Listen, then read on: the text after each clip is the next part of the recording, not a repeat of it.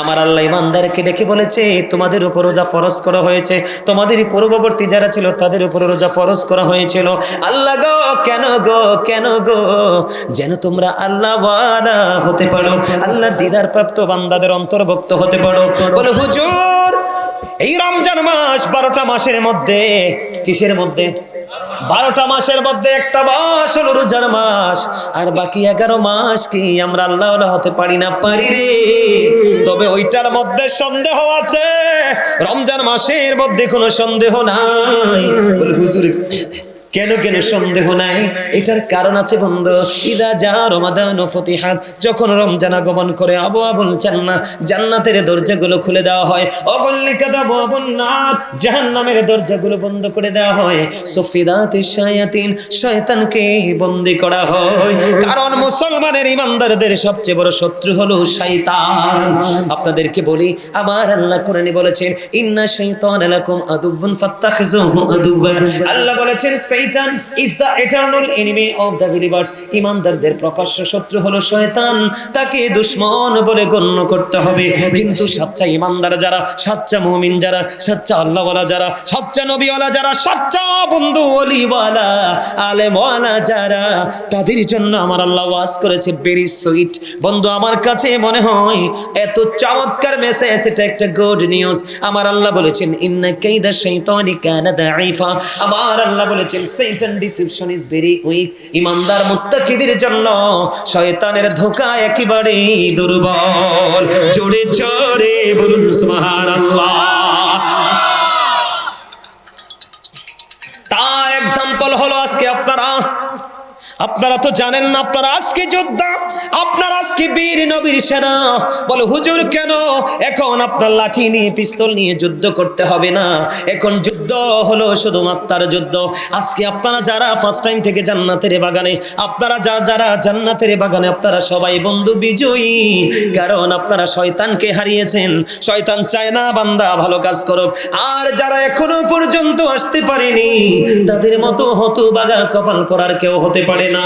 তারা শয়তানের জালে বন্দী হয়ে গেছে। কথা বলেন না কেন? তাহলে বন্ধু আপনার আবার জন্য নিয়ামত হলো রমজান মাস। কি মাস? রমজান মাসে আমার আল্লাহ জান্নাতের দরজা খুলে দেয়, জাহান্নামের দরজা বন্ধ করে দেয়, শয়তানকে বন্ধু বন্দী করে দেয়। তাহলে শয়তান যদি বন্দী থাকে, আপনার আমলে বাধা দেওয়ার মতো আর কিছুই নাই। ঠিক না ঠিক? আরো জোরে বলেন। আমি আপনাদেরকে বলি রমজান মাস বন্ধু আপনার জন্য প্রেমময়, অত্যন্ত মধুময়। বন্ধু অত্যন্ত প্রেমময়। রমজান ওবারদানুল মুতাহির, রমজান হলো পবিত্রকারী। ঠিক কিনা বলেন? রমজান মানুষকে রোজা, মানুষকে পবিত্র করে দেয়। আপনি আল্লাহর কাছে দোয়া করেন আল্লাহুম্মা বারিক লানা ফি রজব ওয়া শাবান ওয়া বাল্লিগনা রমাদান। আল্লাহ রজব এবং শাবানের বরকত দাও, আমাদেরকে রমজান পর্যন্ত পৌঁছাইয়া দাও। জোরে জোরে কন্যা সুবহানাল্লাহ। আর জোরে বলেন না সুবহানাল্লাহ। ওরে গোলবাহারের মানুষ কেমন করে বললে বন্ধু তোমরা বুঝবা গো? ও গোলবাহারের আমার ভাই, আমার বাবা গো, আজকে কেউ তোমরা ঘরে বসে দেখো না, হৃদয় উজাড় করে শোনো গো। কত প্রেমের খবর তোমার আমার প্রাণের নবী দিয়েছে শুধু আল্লাহর দিদার পর্যন্ত পৌঁছানোর জন্য। আমার নবীজি বলেছেন আমি আমার উম্মতগুলোকে মাজায় ধরে ধরে জাহান্নাম থেকে বাঁচাতে চাই, কিন্তু আমার উম্মতগুলো হাত ফসকে ফসকে জাহান্নামে চলে যায়। তার মানে নবীজি যে রাস্তা দেখিয়েছে আমরা সেই রাস্তা পথে হাঁটি না, আমরা হাঁটি নিজেদের রাস্তা বানাইয়া। এই জন্য আমার নবীজি বলেছেন শাবান ও শাহরি, শাবান হলো আমার মাস, ও রজব ও শাহরুল্লাহ, রজব হলো আল্লাহর মাস, ও রমাদান ও শাহরু উম্মতি, রমজান মাস হলো আমার উম্মতের মাস। কারণ রমজান মাস হলো ফসল কাটার মাস। ঠিক কিনা বলেন? মেরাজের চাঁদ হলো বন্ধু ফসল লাগানোর মাস, বৃক্ষরোপণ করার মাস। আর শাবান মাস হলো কীটনাশক এবং সেচের মাস। আর রমজান মাস হলো ফসল কাটার মাস। কারণ মেরাজ দিয়ে আপনি শুরু করবেন, রমজান মাসে আপনি গুনাহগুলি মুক্তি নিয়ে, গুনাহ থেকে বেঁচে আপনি বন্ধু ঈদের নামাজ পড়তে যাবেন এক রাস্তায়। কি কথা কয় না কেন? আর বলতে থাকবেন আল্লাহু আকবার, আল্লাহু আকবার, লা ইলাহা ইল্লাল্লাহ, আল্লাহু আকবার, আল্লাহু আকবার, লিল্লাহিল হামদ, আল্লাহু আকবার, আল্লাহু আকবার, লা ইলাহা ইল্লাল্লাহ, আল্লাহু আকবার, আল্লাহু আকবার, লিল্লাহিল হামদ, আল্লাহু আকবার, আল্লাহু আকবার, লা ইলাহা ইল্লাল্লাহ, আল্লাহু আকবার, আল্লাহু আকবার, লিল্লাহিল হামদ। এই তাকবীরে তাশরিক দিতে বন্ধ। এক রাস্তায় ঈদের জামাত পড়তে যাবেন, আর অন্য রাস্তায় যখন ঘুরে ঘুরে আপনি আপনার বাসার দিকে রওনা হবেন, আপনি নিষ্পাপ হয়ে আপনি জান্নাতের গুনাহ মুক্ত হয়ে আপনি আপনার ঘরে ঢুকবেন। জোরে জোরে কয় না সুবহানাল্লাহ? আর একটু জোরে বলুন সুবহানাল্লাহ। বন্ধু হৃদয় খুলে শোনো গো, প্রত্যেকটা জিনিসের কিন্তু যাকাত আছে। কি আছে? প্রত্যেকটা জিনিসের কি আছে? প্রত্যেকটা জিনিসের যাকাত আছে রে। ও বন্ধু, মাঠে যখন ফসল হয়, ফসলের ওসর আদায় করতে হয়। কথা বলে না? কি করতে হয়? আপনারা জোরে কইবেন জি। কারণ আপনারা যখন জি জোরে কইবেন, আমার সাথে কনফিডেন্সলি যখন সমর্থন দিবেন, তার আরো বেশি উৎসাহিত হবে। কারণ এই যুবকগুলো ধ্বংস হয়ে গেছে, যুবকগুলো পথভ্রষ্ট হয়ে গেছে, যুবকগুলো নষ্ট হয়ে গেছে। আমার যত টেনশন যুবকদেরকে নিয়ে। এই মুরব্বী বাবাগুলো দাদাগুলো যখন এই পৃথিবী ছেড়ে চলে যাবে, এই বাংলার জমিন ছেড়ে চলে যাবে, এই যে এদিকের জিকির আজকে এত মজা হয়েছে, ঠিক এই কর্নারের একটু জায়গার জিকিরটা আমি যখন জিকির করেছিলাম, মনে হয় যে তারা নিজেদেরকে অজানা এক গন্তব্যের দিকে নিয়ে যাচ্ছে, নিজেদেরকে নিজেরা হারিয়ে ফেলেছে। এত মধুর ভাবে তারা জিকির করেছে। আমি আজকে যুবক, আমি তোমাদেরকে বলে যাই, তোমরা অনেক যুবকের পরনে পাঞ্জাবি নাই, তোমরা অনেক যুবকের মাথায় টুপি নাই, তোমরা অনেকে লুঙ্গি পায়জামা পড়তে পারো না, সেই প্যান্টটা পরে আসছো কোরআন এবং হাদিস দ্বারা সমর্থন পেয়েছি। কোরআন এবং হাদিস দিয়ে মুসলমান হিসেবে তোমাদের জন্য টোটাল নাজায়েজ। এই পোশাক তুমি পরে এসেছো, কিন্তু আমার দাদাভাইদের দিকে দেখাও, মুরব্বীদের দিকে দেখাও, লুঙ্গি পরেছে টাকনুর উপরে, পাঞ্জাবি পরেছে সুন্নাহ পোশাক, টুপি পরেছে সুন্নাহ। তার কারণ এটাই ইসলাম। আর তুমি যেটা করেছো, তোমার মাথায় ইসলাম নাই, মুখেও ইসলাম নাই, তোমার বডিতেও ইসলাম নাই। ইভেন তোমার যে পোশাক পরে তোমার লজ্জাস্থান ঢাকার কথা, পুরো ইমানদার পুরুষের পোশাক উপর দিয়ে থাকবে নাভি বরাবর, নিচে দিয়ে থাকবে টাকনুর উপরে। আল্লাহ 3 শ্রেণীর পোশাক দিয়েছে। কয় শ্রেণীর? কয় শ্রেণীর? একটা হলো লজ্জাস্থান ঢাকার পোশাক, আরেকটা হলো সাজের পোশাক, আরেকটা হলো তাকওয়ার পোশাক। আল্লাহ বলেছেন লিবাসুত তাকওয়া যালিকা খায়র, আল্লাহর কাছে সবচেয়ে উত্তম পোশাক হলো তাকওয়ার পোশাক। যেই পোশাকটা না ইমানদার পুরুষের জন্য পর্দা করা ফরজ, এই পোশাকটা পরেই তুমি ফরজ কি করলা? হেফাজত করলা, ধারণ করলা। উপর দিয়ে লুঙ্গি, প্যান্ট, পায়জামা, ট্রাউজার যেটাই বলো, উপর দিয়ে পড়বে নাভি বরাবর, অথবা উপরে নিচে দিয়ে থাকবে টাকনুর উপরে। এখন তোমারটা উপর দিয়েও নাভির নিচে, নিচে দিয়েও টাকনুর নিচে। বুখারী শরীফের মধ্যে আসছে, তুমি প্রাউড ফিল করেছো, অহংকার করেছো। আল্লাহ ডাজন্ট লাইক দ্য প্রাউড। আল্লাহ রাব্বুল আলামিন হাদিস শরীফের মধ্যে আসছে এবং কোরআনে এসেছে, তুমি অহংকার করেছো, তোমার ঠিকানা হবে জাহান্নাম। নাউজুবিল্লাহ বলে না কেন? আরে জোরে। এই জন্য বলেছি যুবক, তোমরা হৃদয় খুলে শোনো। দাড়ি পাকা প্রত্যেকটা মুরব্বী বাবা, আমার প্রত্যেকটা দাদা ভাই রঙে চড়ানো নবীর সুন্নাহ মোতাবেক পোশাক, টুপি মাথায় রে, লুঙ্গি পরানো, কিন্তু তোমার একটা কিছু নবীর সুন্নাহ মোতাবেক নাই। মনে রাখবে, যখন পৃথিবীতে ইসলাম এসেছিল, ইসলামটা গরিব ছিল, পৃথিবীর অবস্থা ভালো ছিল না। যখন ইসলাম পরিপূর্ণ পেল, পৃথিবীর অবস্থা ভালো হয়ে গেল, প্রেমময় হয়ে গেল। আবার যখন ইসলাম গরিব হতে লাগলো, পৃথিবীর অবস্থা আবার ধ্বংসের দিকে। এখন তুমি আমি যদিও মনে করি আমার ছেলে 2টা বিদেশ আছে, টাকা আছে, আমি সুখী, আসলে তুমি অন্তরের চক্ষু মেলে দেখো রে, পৃথিবীর চারপাশ অন্ধকারে ভরে গেছে। তোমরা যুবক যারা, তোমাদের ধ্বংস খুব নিকটে। আমি মনে রাখো, তোমাদের ধ্বংসটা এই কারণে খুব কাছে রে।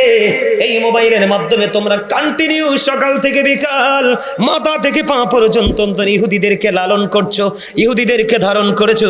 ইহুদি সম্পর্কে আমার আল্লাহ বলেছেন, ইন্নাল কাফিরিনা কানু লাকুম আদুওয়াম মুবিনা। আমার আল্লাহ বলেছেন, দ্য হেরিটিক্স আর the eternal enemy of the believers. ইমানদারদের প্রকাশ্য শত্রু হলো বেঈমান কাফেরেরা। ও বন্ধু, এই জন্য তোমাদেরকে আমি বলে দিতে চাই যুবক, আজকের আলোচনা শুনে নিজের লাইফ স্টাইলকে চেঞ্জ করো। তুমি যদি উলঙ্গ হাঁটো, কেউ তোমাকে টাকা দিবে না, বরং ধিক্কার দিবে। আর তুমি একটু ভদ্র হয়ে, জেন্টেল হয়ে, নমনীয় হয়ে আগামীকাল থেকে তুমি পথ চলো। এই গোলবাহারের জমিনে যদি 1 লক্ষ যুবক থাকে, সকল যুবকের মধ্যে তোমার মর্যাদা থাকবে সর্বোচ্চ। দোকানে গেলে তোমাকে নিয়ে আলোচনা, রাস্তায় গেলে তোমাকে নিয়ে আলোচনা, বিয়ে বাড়িতে গেলে তোমাকে নিয়ে আলোচনা।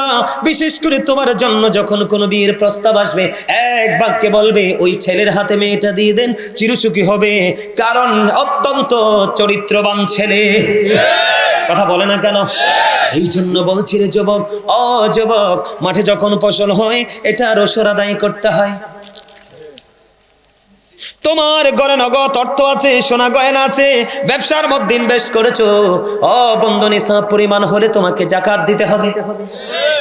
ঠিক তেমনি ভাবে প্রত্যেকটা সম্পদের যেমনি যাকাত আছে, ঠিক তেমনি ভাবে তোমার আমার দেহেরও যাকাত আছে। তোমার আমার দেহের যাকাত হলো রোজা। সুবহানাল্লাহ কয় না? মজা হইছে না কথাটা? মজা হইছে না? আলহামদুলিল্লাহ বলে আরে জোরে। বাড়ি চলে যাবেন? আর একটু ওয়াজ করবো? আমি কিন্তু একজন লেখক। আমি প্রতি বছর রোজা আসলে একটা গজল রেখি, রোজা নিয়ে প্রতি বছর রোজা আসলে একটা গজল রেখি। আমি এবার লিখতে পারি নাই, অনেক ব্যস্ত। বাড়িতে একটা মসজিদ করছি, 5 মাসে কমপ্লিট। মাত্র 5 মাসে মসজিদ। যদি সুযোগ হয় আমার গ্রামের বাড়িতে একবার দেখতে আসবেন, আপনাদের সবার দাওয়াত। আর যদি এভাবে দেখতে না পারেন, অনলাইনে খুঁজে দেখবেন, দৃষ্টিনন্দন মসজিদ।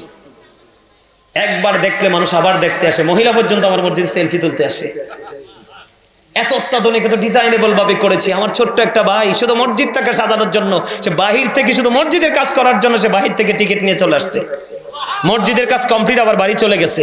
আমার এই ভাইটার মতো, নূর মোহাম্মদ তার নাম, আমার এই ভাইটারে যদি এক পাল্লায় তুলি, 5 গ্রামের একটা ছেলে সবগুলো এক পাল্লায় তুলি, ওটা সমান হবে না। কারণ আমার গ্রামের ছেলে থেকে মসজিদে কাজ করে নাই। আর আমার ভাই প্রবাস থেকে চলে আসতে আমাকে বলে, ভাই আল্লাহর কাছে একটা দরখাস্ত দেন না। আমাকে কি জন্য? আমার মন চাই মসজিদে কাজ করতে, আমি যেন শুধু কাজটা করে চলে যেতে পারি। হঠাৎ করে তার ভিসা দিয়ে দিল কোম্পানি, চলে আসলো, কাজ শেষ করে আবার চলে গেল। মারহাবা বলেন, আরো জোরে। এই বছর লিখতে পারি নাই। 5 মাসে মসজিদটা কমপ্লিট হলো, ভিতর বাইরে টাইলস করে একদম চমৎকার। যে যাই সে আরেকবার দেখার ইচ্ছা পোষণ করে। তাই ব্যস্ততা, আমি কিন্তু অসুস্থ হয়ে গেছিলাম। আমার এই চুল্লি দাড়িটি কিন্তু গত বছর এত পাকনা ছিল না। মসজিদের কাজ ধরে টেনশনে যত মাল আমার কিনা, যত কাজ আমার করা, সব করতে করতে মসজিদের কাছে আমি আবার কারো বাড়িতে কিছু খাইটাই না। হজে গেছি, খাবার নিয়ে গেছি। কোথাও কোনো রেস্টুরেন্ট কারো বাড়িতে আমি মাছ গোস্ত আমার জীবনে আমি খাই নাই। মাছ কেমন মজা, গোস্ত কেমন মজা আপনি আমাকে প্রশ্ন করলে আমি বলতে পারবো না, আমি খাই নাই। 12 মাস শাকসবজি খাই, সেটা একমাত্র নিজের ঘরে। তাও সরিষা যেটা চিবায় মেল থেকে, বাবা চিবিয়ে আনে, ওইটা দিয়ে রান্না। সয়াবিন তেল বাজারজাত করা কোনো কিছু আমি খাই না। টোটালি মুখে তালা আমার। আমি একটা ব্যতিক্রম মানুষ। এবছর লিখতে পারি নাই, অনেক পরিশ্রমী ছিলাম। এখন আগামী 25 তারিখে আমার পাশের গ্রাম, মানুষ আমাকে এত প্রেসার দিয়ে ধরছে, ওই গ্রামের মান্যগণ্য ব্যক্তিরা সবাই আসছে। আমি আগামী 25 তারিখে আমার পাশের গ্রাম বেলবাড়ি, ওখানে যাব। ওখানেও তারা বড় ধরনের আশা করতেছে, ওখানেও তাদেরকে একটা বড় ধরনের ডোনেশন করব মসজিদটা করার জন্য। সকলে করা আমিন।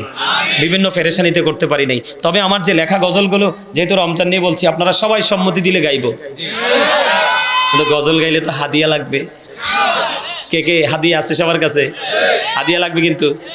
হাদিয়ার কত কোন আওয়াজটা একটু ছোট হয়ে গেছে। এটা তো ইন্টারভিউ, পরীক্ষা। প্রেম প্রেম ট্রাই করি, প্রেম প্রেম গাইব। হ্যাঁ গাইব, আরো জোরে বলেন, গাইব। রমজানেরই চাঁদ উঠেছে ওই আকাশে দেখো, সকল কিছু ভুলে গিয়ে রোজা গুনে রেখো। রমজানেরই চাঁদ উঠেছে ওই আকাশে দেখো, সকল কিছু ভুলে গিয়ে রোজা গুনে রেখো। আমি বলছি বারে বার, তুমি আসবে না তো আর। আমি বলছি বারে বার, তুমি আসবে না তো আর। একদিন তো যেতে হবে, তুমি মনে রেখো। সকল কিছু ভুলে গিয়ে রোজা গুনে রেখো। বলেন, সকল কিছু ভুলে গিয়ে রোজা গুনে রেখো। রমজানেরই চাঁদ উঠেছে ওই আকাশে দেখো, সকল কিছু ভুলে গিয়ে রোজা গুনে রেখো। সকল কিছু ভুলে গিয়ে রোজা গুনে রেখো। আমি বলছি বারে বার, তুমি আসবে না তো আর। চলে গেলে কি আবার আসবো? এই জন্য এটা জীবনের শেষ রোজা মনে করে রাখতে হবে। আমার কথার ব্যাখ্যা অনেক লম্বা, এটা আপনি বুঝে নিতে হবে। এই জন্য বলেছি, আমি বলছি বারে বার, তুমি আসবে না তো আর। একদিন তো যেতে হবে, তুমি মনে রেখো। সকল কিছু ভুলে গিয়ে রোজা গুনে রেখো। মারহাবা বলেন, আরো জোরে বলেন, আরো জোরে বলেন। রমজানের এই প্রস্তুতিতে প্রথম তারাবি, গভীর রাতে ওঠে মোরা খাবো সেহরি। রমজানের এই প্রস্তুতিতে প্রথম তারাবি। ওরে বাবারে, হ্যাঁ গজলের জন্য শোনেন, নারায়ণগঞ্জ হরিপুরে গেছি, বুঝছেন? কোথায়? ঢাকা নারায়ণগঞ্জ হরিপুরে গেছি। বিশ্বাস করবেন কিনা জানি না, অনলাইনে চেক দিলে পাবেন। আলোচনা যখন দৌড়ছি রে ভাই, মানুষ আসতে আসতে আসতে আসতে এত দূর পর্যন্ত গেছে, ওই যে রাস্তাটা যেমন ছায়া দেখা যায় না, এরকম ছায়া ছায়া দেখছি আমি। শেষ পর্যন্ত মাহফিলের মানুষের চেহারাগুলো পর্যন্ত দেখি নাই। আলহামদুলিল্লাহ বলেন না? মানে যতই গভীর হচ্ছে মানুষ তত আসছে, যতই গভীর হচ্ছে মানুষ তত আসছে। আস্তে আস্তে আস্তে আস্তে আবার দুই একটা আছে নবীর আশেক, হুজুর আমি জানি আপনি অনেক গজল গাইতে পারেন সুন্দর করে, আপনি একটু গজল গাইবেন। কি করবেন? এবার যখন গজল গাওয়া শুরু করলাম রে ভাই, 1000, 2000, 5000, 3000 আইতে আইতে আইতে আইতে এই পকেটে এটা পুড়ে গেছে। পরে হাদিয়ার গণি নাই, না গনে আমার একটা ধর্ম আছে কি জানেন? আমি সব দিকে ব্যতিক্রম। আমার একটা ধর্ম আছে, আমি যে এত বড় একটা জায়গায় আসছি কিন্তু নিজেকে আমি কখনোই বড় মনে করি না। আমি মনে করি আমার বাবা মার কাছে আমি সেই ছোট্ট ছোলাইমান। আমি এখনো মাহফিলের হাদিয়াটা নিয়ে মার কাছে দেই। যখন আমার প্রয়োজন হয় 10 টাকা 5 টাকার মার কাছ থেকে খুঁজে আমি আনি। এটার মধ্যে আমি স্বাদ পাই, মজা পাই, বরকত পাই। আমার স্পষ্ট মনে আছে, আজ থেকে 6 বছর আগে সেই মাহফিলটা, আজ থেকে 6 বছর আগে উদ্বোধনী করেছিলাম আমি। তো ওই দিন অনেক হাদিয়া দিছে, তো হাদিয়া এক পকেটে, মাহফিল কমিটির হাদিয়া আরেক পকেটে নিয়ে মার কাছে দিলাম মাহফিলের হাদিয়া, বাবার কাছে দিলাম গজলের হাদিয়া। চাইয়া দেখি মাহফিল এবং গজল দুইটার হাদিয়া সেম টু সেম। মারহাবা। আজকে ওই ভাইটা 500 টাকা হাদিয়া দিয়েছে। মারহাবা। হাসান ইবনে সাবিত যখন মসজিদে নববীর মধ্যে দাঁড়িয়ে দাঁড়িয়ে আমার নবীর শান গেয়েছিলেন, আমার আল্লাহ খুশি হয়ে বলেছেন, আল্লাহ হাসান ইবনে সাবিতকে রুহুল কুদ্দুসের মাধ্যমে সাহায্য করো। গত পরশুদিন উসমান নামে এক লোক, কালা, একবারে কুচকুচ্চা কালা, চেহারাটা সুন্দর নাই, যখন গজল টান দিছি সর্বপ্রথম আইনা 3200 টাকা হাদিয়া। বলে হুজুর আপনি কি হাদিয়া পাওয়ার জন্য বলছেন? না, প্রেমের জন্য বলছি। এই হাদিয়া কি আমার পকেটে সারা জীবন থাকবো? হয় কোনো মসজিদে যাবে, হয় কোনো মাদ্রাসা যাবে। আমার অনেকগুলো এতিমের দায়িত্ব আছে। গত কয়েকদিন আগে একটা ছেলের দায়িত্ব নিয়েছি, একবারে গরিব, তার বাবা মা পড়াশোনা চালাইতে পারে না, এত ইন্টেলিজেন্ট রে ভাই, স্টুডেন্টটা হাফেজ হয়ে গেছে, আগামীতে দাখিল পরীক্ষা দিবে। সবগুলো কিতাব আমি কিনে দিয়েছি, এবং আমার গাজী ফাউন্ডেশনের যে পেজ ওটাতে দেখবেন আপনারা, ওই ছেলের কামেল করা পর্যন্ত দায়িত্ব আমি নিছি। আমি বলছি তুমি যতদিন পড়তে চাও, প্রয়োজনে দেশের বাইরে আমি তোমাকে নিয়ে পড়াবো। আলহামদুলিল্লাহ বলেন। আপনারা যে কত ধনী হবেন কাল হাসরের দিন কল্পনা করতে পারবেন না। কেন জানেন? এই টাকাগুলো আপনাদের।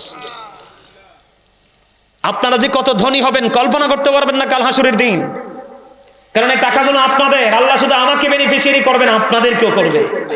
কারণ আপনারা তৃণমূল পর্যায়ের মানুষ, কৃষক, ফার্মার, আপনারা অনেক কষ্ট করে টাকা জমিয়ে মাহফিলে হাদিয়া দেন। আর আমরা এরা ওয়াজ করে শেষে নিয়ে যাই। এটা কখনো যায় মাদ্রাসায়, কখনো যায় আমার দ্বারা। আমি অনেক পরিবারকে টিউবওয়েল বসাই দিছি, পানি খেতে পারেন। আলহামদুলিল্লাহ বলবেন না? আরো জোরে। আসলে সত্যি করে কোন তো আমার লেখা গজলটাকে আপনাদের কাছে ভালো লাগতেছে? হ্যাঁ, ভালো লাগতেছে? আচ্ছা আমি আবার গাই। হ্যাঁ, রমজানের এই প্রস্তুতিতে প্রথম তারাবি, গভীর রাতে ওঠে মোরা খাবো সেহরি। সেহরিতে বরকত আছে হাদিস খুলে দেখো, সকল কিছু ভুলে গিয়ে রোজাগুলি রেখো, সকল কিছু ভুলে গিয়ে রোজাগুলি রেখো। রমজানের চাঁদ উঠেছে ওই আকাশে দেখো, সকল কিছু ভুলে গিয়ে রোজাগুলি রেখো। আমি বলছি বারে বার তুমি আসবে না তো আর, আমি বলছি বারে বার তুমি আসবে না তো আর। একদিন তো যেতে হবে তুমি মনে রেখো, সকল কিছু ভুলে গিয়ে রোজাগুলি রেখো। মারহাবা। গজলটা অনেক লম্বা, যদি ভালো লাগে অনলাইনে পুরোটা গাওয়া আছে, ওখান থেকে শুনবেন। আরেকটা গাইবো? আরো জোরে। সবচেয়ে প্রিয় হলো রমজানেরই মাস, আর কাঁদিস না পাগল মন, প্রাণটা বড়ে হাস। এটা গতবারের আগের বারের লেখা, আর এই যে এটা একটু আগে গেছি এটা গতবারের লেখা। সবচেয়ে প্রিয় হলো রমজানেরই মাস, বললেন সবচেয়ে প্রিয় হলো রমজানেরই মাস। আর কাঁদিস না পাগল মন, প্রাণটা ভরে হাস, আর কাঁদিস না পাগল মন, প্রাণটা ভরে হাস। আমার সবচেয়ে প্রিয় হলো রমজানেরই মাস। সকালে বিকাল পড়ব কোরআন, হাসবে মোদের প্রাণ, ফরজ নফল ইবাদতে বাড়বে মোদের শান। সকালে বিকালে পড়ব কোরআন, হাসবে মোদের প্রাণ, ফরজ নফল ইবাদতে বাড়বে মোদের শান। জোরে কন্না মারহাবা, আরে জোরে কন্না মারহাবা, আরে জোরে মারহাবা। এটাও অনলাইন থেকে গাইবেন, দেখবেন পুরোটা গাওয়া আছে অনলাইনে। আলহামদুলিল্লাহ বলেন না?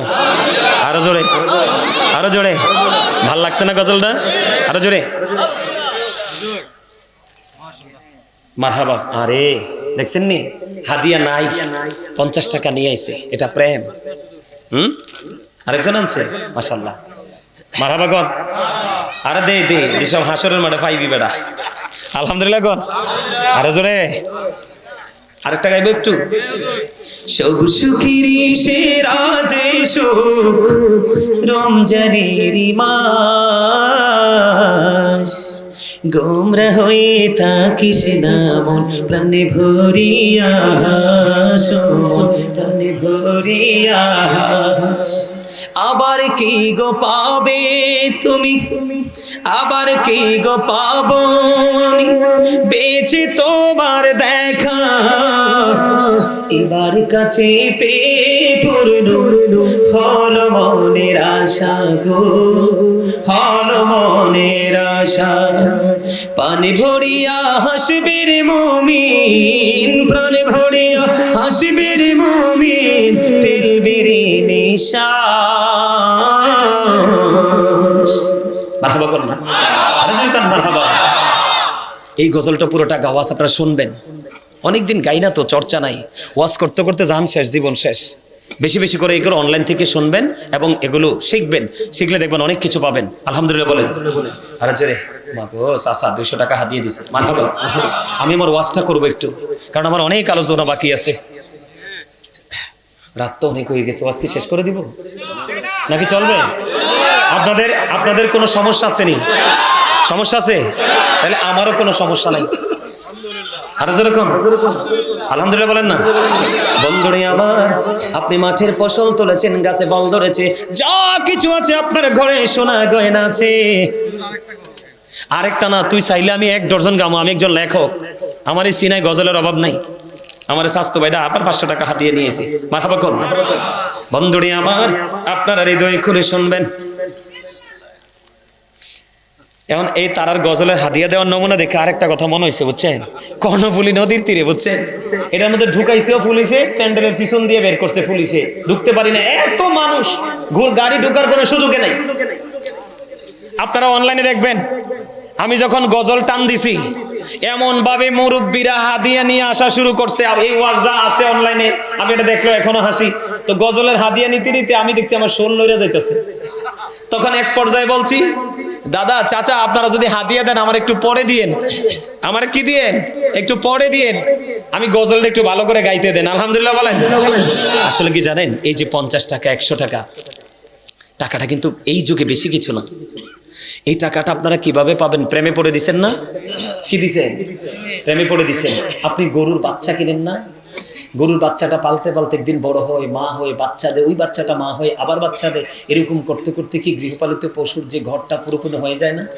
ঠিক আপনার আমার এই দান এবার মসজিদে দেন। দু জাহানের বাদশা নবী তিনি বলে দিয়েছেন, তোমরা সম্পত্তির যেমনি করে জাকাত দাও, তেমনি তোমাদের দেহের জাকাতটাও দিয়ে নাও। ইয়া রাসূলুল্লাহ, ইয়া হাবিবাল্লাহ, নবী গো, ও প্রাণের নবী, দেহের জাকাতটা কেমন করে দেব গো নবী?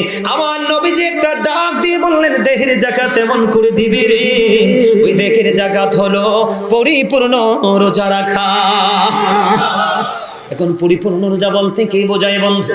আমি আপনাদেরকে বলি, কারো গীবত করা যাবে না। ও বন্ধু আমার দিকে তাকান, সুদ খাওয়া যাবে না, ঘুষ খাওয়া যাবে না, কারো গীবত করা যাবে না, হালাল পথে উপার্জিত অর্থ দিয়ে সাহারি খাওয়া যাবে না, ইফতার করা যাবে না।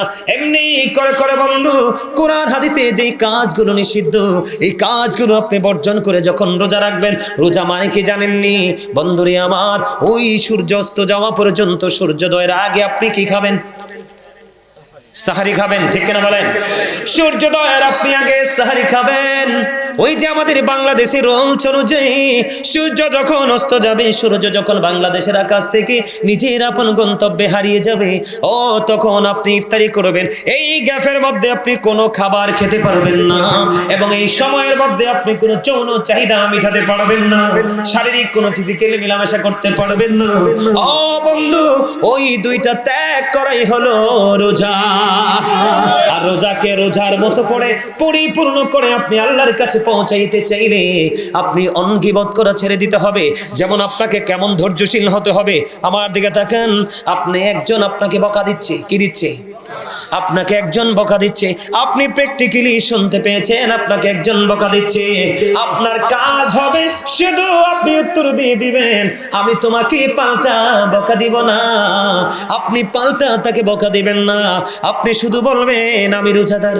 সে আপনাকে একটা গালি দিবে, আপনি বলবেন আমি রোজাদার। আপনাকে সে একটা গালি দিবে, আপনি বলবেন আমি রোজাদার। ও বন্ধু, আপনি শুধু বলবেন রোজাদার, আর বাকি কাজ হলো আমার আল্লাহর। ঠিক কিনা বলেন? আরো জোরে। আপনি ধৈর্য ধরেছেন, আপনি যখন সারাদিন খাবার খাবেন না, বুকটা বন্ধ বেকার হয়ে যাবে। ঠিক কিনা বলেন? কারণ খাবার যখন চিবিয়ে খাবেন, পানি খাবেন, মুখে দুর্গন্ধ হবে না। আপনি ওই গভীর রজনীতে ভোর রাতে উঠে যখন আপনি সাহারি খাবেন, ওই সাহারি খাওয়ার পরে সূর্যাস্ত পর্যন্ত আপনি পানাহার ত্যাগ করবেন, কোনো খাবার খাবেন না। এর মধ্যে আপনার মুখের মধ্যে দুর্গন্ধ বের হয়ে যাবে। আপনি যখন মুখে মুখে দাঁড়িয়ে কথা বলবেন, আরেকজন আপনার মুখোমুখি দাঁড়িয়ে কথা বলবে না। আমার আল্লাহ রোজাদারকে রোজা রাখার কারণে ডেকে ডেকে বলে, ও রোজাদার, একজন ভাই, একজন বন্ধু, তোমার প্রিয়জন তোমার মুখের দুর্গন্ধ নিতে পারলো না, এটা তার কাছে দুর্গন্ধ মনে হয়েছে, আর আমি আল্লাহর কাছে মনে হয়েছে এটা মেশক আম্বরের চাইতে আরো সুগন্ধময়। জোরে জোরে কন্যা সুবহানাল্লাহ। ও গুলবাহারের আমার ভাই, আমার বাবা, বাবা গো, আমি আমার মা বোনদেরকে ডেকে ডেকে বলবো গো, ধৈর্য করে শোনো। তোমরা কোনো অজুহাত ছাড়া তোমরা মুসাফির হয়ে গেছো, তোমরা যদি না পারো রোজাটা ভাঙতে পারবা। তুমি অসুস্থ হয়ে গেছো, তুমি রোজাটা ভাঙতে পারবা, কিন্তু বিনা অজুহাতে বিনা জোরে যদি তুমি রোজা একটা রোজা ভাঙো, কারণ রমজানের রোজা রাখা তোমার জন্য ফরজ। কথা বলে না? রমজানের রোজা রাখা তোমার জন্য কি? রমজানের রোজা রাখা তোমার জন্য ফরজ। কোনো অজুহাত চলবে না, একটা অজুহাত চলবে, আমি মুসাফির। তুমি যদি একান্তই না পারো, তুমি রোজাটা ভাঙতে পারবা। তুমি যদি বন্ধু অসুস্থ হয়ে যাও, শারীরিক অবস্থা তোমার অবনতির দিকে, পুরো অবস্থাটা তোমার প্রতিকূলে, তুমি রোজাটা ভাঙতে পারবা। কোনো অজুহাত ছাড়া যদি তুমি রোজা ভেঙে ফেলো, আমার রাসূল বলে দিয়েছেন, তুমি সারা জীবন যদি তুমি কি করো, চেষ্টা করো, ওই যে অজুহাত ছাড়া রোজা ভেঙেছো, ওই রোজার খেসারত তোমার এই জীবনে দিতে পারবা না। তাহলে রোজা বড় সেনসিটিভ জিনিস। কথা কয় না কেন? আর জোরে, আর একটু মহব্বতে। আমার আল্লাহ বন্ধু, যারা আল্লাহর পথে পথিক, তাদেরকে ডেকে ডেকে বলে তোমরা অগ্রসর হও। যারা অপরাধী, আল্লাহ রাব্বুল আলামিন তাদেরকে বলছেন, রাসূল জানিয়ে দিয়েছেন, তোমরা থেমে যাও। কি করো? অপরাধীকে কি করতে হবে? থেমে যেতে হবে। আল্লাহ ওয়ালাদেরকে আরো এক্সপেরিয়েন্স মেন হতে হবে, অ্যাক্টিভ হতে হবে। তার কারণ কি? ও বন্ধু, আপনারা আমার দিকে তাকান। আল্লাহ রাব্বুল আলামিন জান্নাতের 8টা দরজা খুলে দিবে, জাহান্নামের দরজাগুলো বন্ধ করে দিবে। আপনাদেরকে কেমন করে বন্ধ বোঝাবো? ওরে বল গোলবাহারের ভাই, আমার বাবা গো, তোমরা বেশি বেশি করে রোজা রেখো, কারণ বছরের শুরু থেকে ওই আর এক বছরের শেষ পর্যন্ত এই জান্নাতকে সাজানো হয় শুধু রোজাদারদের জন্য। বছরের শুরু থেকে শেষ পর্যন্ত শুধু জান্নাতকে সাজানো হয়। কি করা হয়? মনে রাখতে হবে, আল্লাহর প্রতি শহীদ যারা, উচ্চ তাদের শান, মহান খোদা করেন তাদের এমন জীবন দান, রুহু তাদের বানাইয়া সবুজ বরণ পাখি, জান্নাতুল ফিরদাউস বিছে দেন যতনে রাখি, সেটাই থাকি খাই তাহারা জান্নাতি ফলমূল, ওরে বেড়ায় রয় হামেশা খুশিতে মশগুল। আমার মারহাবা কয় না? আমার ওয়াজ মনে হয় তোমাদের যারা বুঝে না, বুঝেন না, মনোযোগটা কি একটু ডাউন হয়ে গেছে? এই মেহমান তো উপরে উঠতে চাই না, আমি ডাইক কাঁদছি, দেখেন কি প্রেমের ধোলা লাগছে, দেখেন ক্লান্তি আসেনি। তিনি কিন্তু অসুস্থ, কিন্তু ওনার বডি ল্যাঙ্গুয়েজে অসুস্থ মনে হয়, কারণ ওনার দেহের কথা ভুলে গেছে, উনি শুধু রুহের খোরাক যোগাচ্ছে। কথা কয় না কেন? উনি দেহের কথা কি করেছে? ভুলে গেছে। উনি রূহের জগতে ঢুকে গেছে। মারহাবা করুন না। আপনাদেরকে আমি বরকতের সময় একটা বরকতময় কথা বলি। শান্ত, আমরা যে ওই যে অনেক ভিতরে সেনাবাহিনী যে আমাদেরকে আটকাইছিল, কোথায় না গেছিলাম মাহফিলে? শ্রীনগর দিয়ে গেছিলাম, পদ্মা সেতু রোডে, দোহার নাকি জানি, দোহারের এদিকে একটা দোহারে মাহফিলে গেছিলাম। মাহফিলের যিনি সভাপতি, ওনাকে দেখে আমার মানে ওই কথাটা মনে পড়ে গেছে। এই রিসেন্ট ঘটনা, দোহারে মাহফিলে গেছিলাম। তো মাহফিলের সভাপতি সাহেব, ওনার হাত শুধু কাঁপছে, মানে বডিটা শুধু কম্পন করতেছে। তো এখন উনি কুমিল্লা থেকে আসবো, তো উনি অনলাইনে আমার আলোচনা শুনে, মানে আমার পাগল ভক্ত, কিন্তু ওনার শারীরিক অবস্থাটা এত প্রতিকূলে গেছে, এখন তিনি শুধু কাঁপতেছে, দাঁড়াইতে পারতেছে না, বসতে পারতেছে না। তখন আমি, বিশ্বাস করেন, আপনাদের কতটুকু আপনারা বিলিভ করবেন আমি জানি না, তবে একদম চিরন্তন সত্য। আমি যখন আমার এই আসনে বসলাম, বসার পর আল্লাহকে বললাম, আল্লাহ তুমি না মেহবানদের দোয়া কবুল করো কোনো শর্ত ছাড়া। আল্লাহকে বললাম, আল্লাহ তুমি না মুসাফিরের দোয়া কবুল করো। তুই পাগল তো, অসুস্থ শরীর আমাকে ভালোবাসে। ওই আবার কোরআন হাদিসের কথা মনে পড়লো, হক্কানি কোন আলেম নবীর প্রেমিককে ভালোবাসলে নবীর সাথে প্রেম হয়, আর নবীর সাথে প্রেম হলে প্রেম অটো আল্লাহর সাথে হয়ে যায়। আল্লাহ এই মানুষটা কত আশা করে আসছে, এই মানুষটা বসতে পারে না, তুমি তো চাইলে তাকে একটু সুস্থ করে দিতে পারো। কোন ফায়া কোন, তুমি বলতে দেরি হবে না। বিশ্বাস করেন, লোকটা আমার ডান পাশে ছিল। শান্ত, ঠিক নি কথা? আমার ডান পাশে বসা ছিল, ওনার চাইতে আরো মুরব্বী। বিশ্বাস করেন, এইভাবে পিছন দিয়ে একটা হাতটা বুলিয়ে দিলাম, ওনার মধ্যে কম্পন গেল কই, মানসিকতা গেল কই, একেবারে সুস্থ। সারাক্ষণ আমার আলোচনা শুনেছে, মুনাজাত দিয়ে আমার সাথে, তারপরে বাড়ি গেছে। প্রেম মানুষকে দুর্বলকে এইভাবে সবল করে, উইকনেস যার মধ্যে আছে তাকে এইভাবে অ্যাক্টিভ করে, স্ট্রং করে দেয় আমার আল্লাহ। জোরে কোন না সুবহানাল্লাহ, আর জোরে কোন সুবহানাল্লাহ। বন্ধু বিশ্বাস করেন, মানুষ কতজন হয়েছেন এটা আমার দেখার বিষয় নয়। আপনাদের মানসিকতা, আপনাদের দৃষ্টি দুটো, আপনাদের আঁখি দুইটা বন্ধু সত্যি সত্যি পলকহীন ভাবে আমাকে ফলো করছে। আমি আপনাদের দৃষ্টিভঙ্গিতে মুগ্ধ হয়ে গেলাম। এই জন্য আমি আলোচনাটা বন্ধ ঘন্টা দেড় ঘন্টার মধ্যে ছেড়ে দিব সিদ্ধান্ত নিয়েছিলাম, কিন্তু ছাড়বো না, আরো আলোচনা করব। তার কারণ হলো, প্রতিদিন ওয়াজ হয় না, হয়তোবা রমজানের আগে আপনাদের এমন ভাবে বসার সুযোগ নাও হতে পারে। এই জন্য বন্ধু এগুলো কাউন্ট করে নিয়েছেন, যেন রমজান মাসে বাস্তবায়ন করতে পারেন। আমি আপনাদেরকে বলে দেই, আপনার আমার প্রাণের নবী সরকারে মদিনা ইমামুল মুরসালিন রাহমাতাল লিল আলামিন, তিনি বন্ধু বলে দিয়েছে, বছরের শুরু থেকে ওই শেষ পর্যন্ত আমার আল্লাহ রোজাদারদের জন্য জান্নাতকে ডিজাইনেবল করে সাজায়। জোরে জোরে বলুন সুবহানাল্লাহ। বন্ধুরে আমার, ও বন্ধু, শুধু সাজায় না, ওই যে আমার আল্লাহ বলেছেন জান্নাতের দরজা কয়টা? 8টা জান্নাতের দরজা, 8টা জান্নাতের দরজা ওপেনিং করে দিবে। কিন্তু কাল হাসরের ময়দানে, ও গুলবাহার বাসীরে, আপনাদের জন্য স্পেশাল নিয়ামত বন্ধু, স্পেশাল নিয়ামত। জান্নাতের 8টা দরজার মধ্যে একটা দরজার নাম হলো বন্ধু রাইয়ান। কে? এদিকে চাই কন্নেক্ট, আপনি এদিকে চান? হ্যাঁ, সাপোর্ট করছে আপনাদের খতিব সাহেব না? কারণ আপনাদের খুব কাছের মানুষ উনি, আপনারা ওনার খুব কাছের মানুষ। কাছের মানুষের সমর্থন মানুষকে অনেকটা উৎসাহিত করে। কথা বলে না কেন?